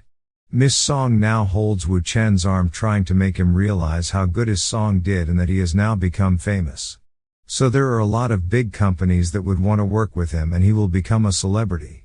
Wu Chen moves away his hand, telling her that he won't be making a debut, and it is not what she thinks. Redirecting their conversation about meeting to purchase his songs. Miss Song realizes that she almost forgot about it, so she requests Wu Chen to write another song for her. Wu Chen asks for 10,000 and Miss Song agrees immediately to it, but Wu Chen places another demand of wanting half of the profit the song generates. Miss Song accepts this demand as well, stating that she can agree to anything as long as he can keep up with the standard of the song he created earlier. So Wu Chen gets to business, asking her for a pen and paper, also stating that he would refund her if the song doesn't go viral. 10 minutes later, Miss Song is all happy holding the music papers of the song named A Song For You. Wu Chen gets up after receiving the money, bidding her goodbye as he still has some stuff to do. Wu Chen is in the car as he claims that the appetizer has been served by meeting the daughter, and it's time for the main course by meeting her mother as he notices a car following him. So, he steps up on the gas and speeds off, trying to get away from the white cars that are chasing him. A bodyguard informs his boss that they were unable to block Wu Chen, but something else is going on. It's Miss Song's mother, Wu Yurong, who wants to know what the issue is. So the bodyguard informs her that it seems like Wu Chen already knows that she is looking for him as he is driving to the company. This makes Miss Yurong interested as she tells the guard to bring him to the 16th floor when he arrives. Wu Chen arrives and is standing outside her door as Miss Yurong's men inform her. Wu Chen enters her office in a chill mood with hands in his pockets, seeing the stern look of Miss Yurong, also known as the Black Widow, and her retired Special Forces bodyguard named Chu Yan. Wu Chen, with a thug look, calls her director Wu, asking her whether it isn't a bit rude to invite him over like this. Miss Yurong tells that she doesn't understand his objective, but the one who's being rude is Wu Chen, isn't it? She orders her bodyguard to get out, and as he walks by Wu Chen, he warns Wu Chen not to try anything else, the consequences would be dire. Miss Yurong tells Wu Chen to take a seat, asking him about what is his purpose with his daughter and hopes that it isn't related to money. Also adding whether Miss Ruobing knows about his meeting with her daughter. Wu Chen asks her about why she cares so much about her daughter who was given birth by someone else. This shocks Miss Yurong as she just couldn't say anything. Wu Chen then starts with his history classes, telling her about how she was forced to marry at the age of 21 and then she made a deal with her father about no one would get her way after giving birth to a child. And after her marriage, she always hid a knife under her pillow and slept in a separate room with her husband, and every time he tried to force her, she would threaten him with her knife. But then every morning she would play the innocent card and use excuses like not looking pretty or having stretch marks on her face so that he doesn't get mad at her out of pity. Wu Chen commends her for her smart tricks, also stating that she had always given her husband an image that as long as he could give more time to her, just then she will be able to accept him and make him say yet to have someone else give birth to a child instead of her. And after the child was born, she denied all her promises and turned against her husband's family, and what happened after it is known by everyone. With a small smirk on her face, Miss Yurong pities as to how her husband is dead too. She also tells Wu Chen to feel free to tell everyone about it if this is what he wishes to tell, and then they should talk about her daughter. With a cute bossy face, she warns him that even though she wasn't the one who gave birth to Miss Song, her daughter still has her blood. So if he is thinking of doing anything bad, then it is best to give up. Wu Chen is damn confident as he tells her that she should look into the matter closely, as she would soon realize that his focus is not her daughter but Miss Yurong herself, as he has some thoughts about her. Miss Yurong tucking in her hair, stating that young people nowadays have become very ambitious and she wonders what kind of thoughts he has. Wu Chen tells that it is complicated as this might seem out of the blue, but Miss Yurong always had her guard up, especially towards men. So this is why he would have to use this type of way for him to meet her. Miss Yurong gets up and starts to walk slowly towards Wu Chen, asking him about how complicated could the adult thing be and whether Miss Ruobing knows about what he is doing. Does she know about all these complicated thoughts he has about her? Wu Chen with a calm look tells that Ruobing of course knows about it. Going closer to Wu Chen's face, with a seductive and threatening pose, Miss Yurong tells that if that's the case, meeting face to face, then she can go into the details and let her know what kind of complicated thoughts he has for herself. Wu Chen asks Miss Yurong whether she knows Ding Rulong and that he is going after Wu Chen. Miss Yurong tells that she of course knows him, but what does that have to do with her? Wu Chen with a deadly vibe tells that he is going to end Ding Rulong. Miss Yurong seems very calm and amazed as she greets him good luck with it. Wu Chen tells that he is there to advise her to withdraw her investment from the Chuanhang fundings while she can. Miss Yurong calls it ridiculous as this matter is between him, the Li family and Ding Rulong. So what does it have to do with her and the Chuanhang fundings? Wu Chen explains to her that the Chuanhang fundings and the Tong Haiwen tradings and all the businesses that she came to establish outside of Senator Land Group will go down within the next 5 years. All because of him. Miss Yurong seems a bit interested in knowing further as she questions Wu Chen about whether he wants to mess with her. But Wu Chen denies it, stating that he only wants to mess with Ding Rulong, but she is the one getting tangled up in this mess.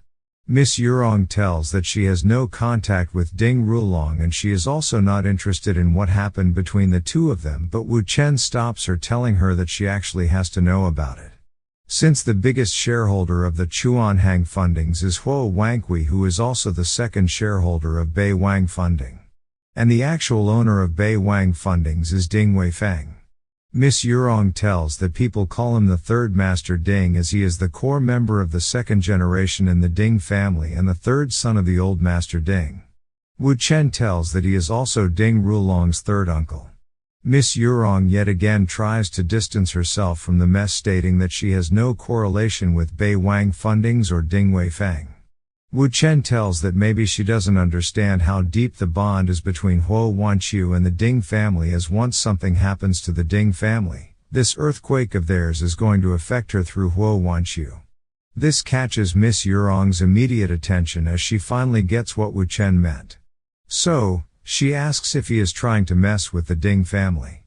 Back in her mind, she knows that he is Ruobing's boyfriend and not even a member of the Li family, but is confused as to how is he going to mess with the Ding family with no background. Wu Chen tells that Ruobing likes her a lot and sees Miss Yurong as her role model. So this is why he is here to advise her. Miss Yurong thinks that it is an absurd excuse and absolute nonsense. And since he has mentioned Li Ruobing's name, it is a good time to testify it. So, she picks out her phone and dials Ruobing's number.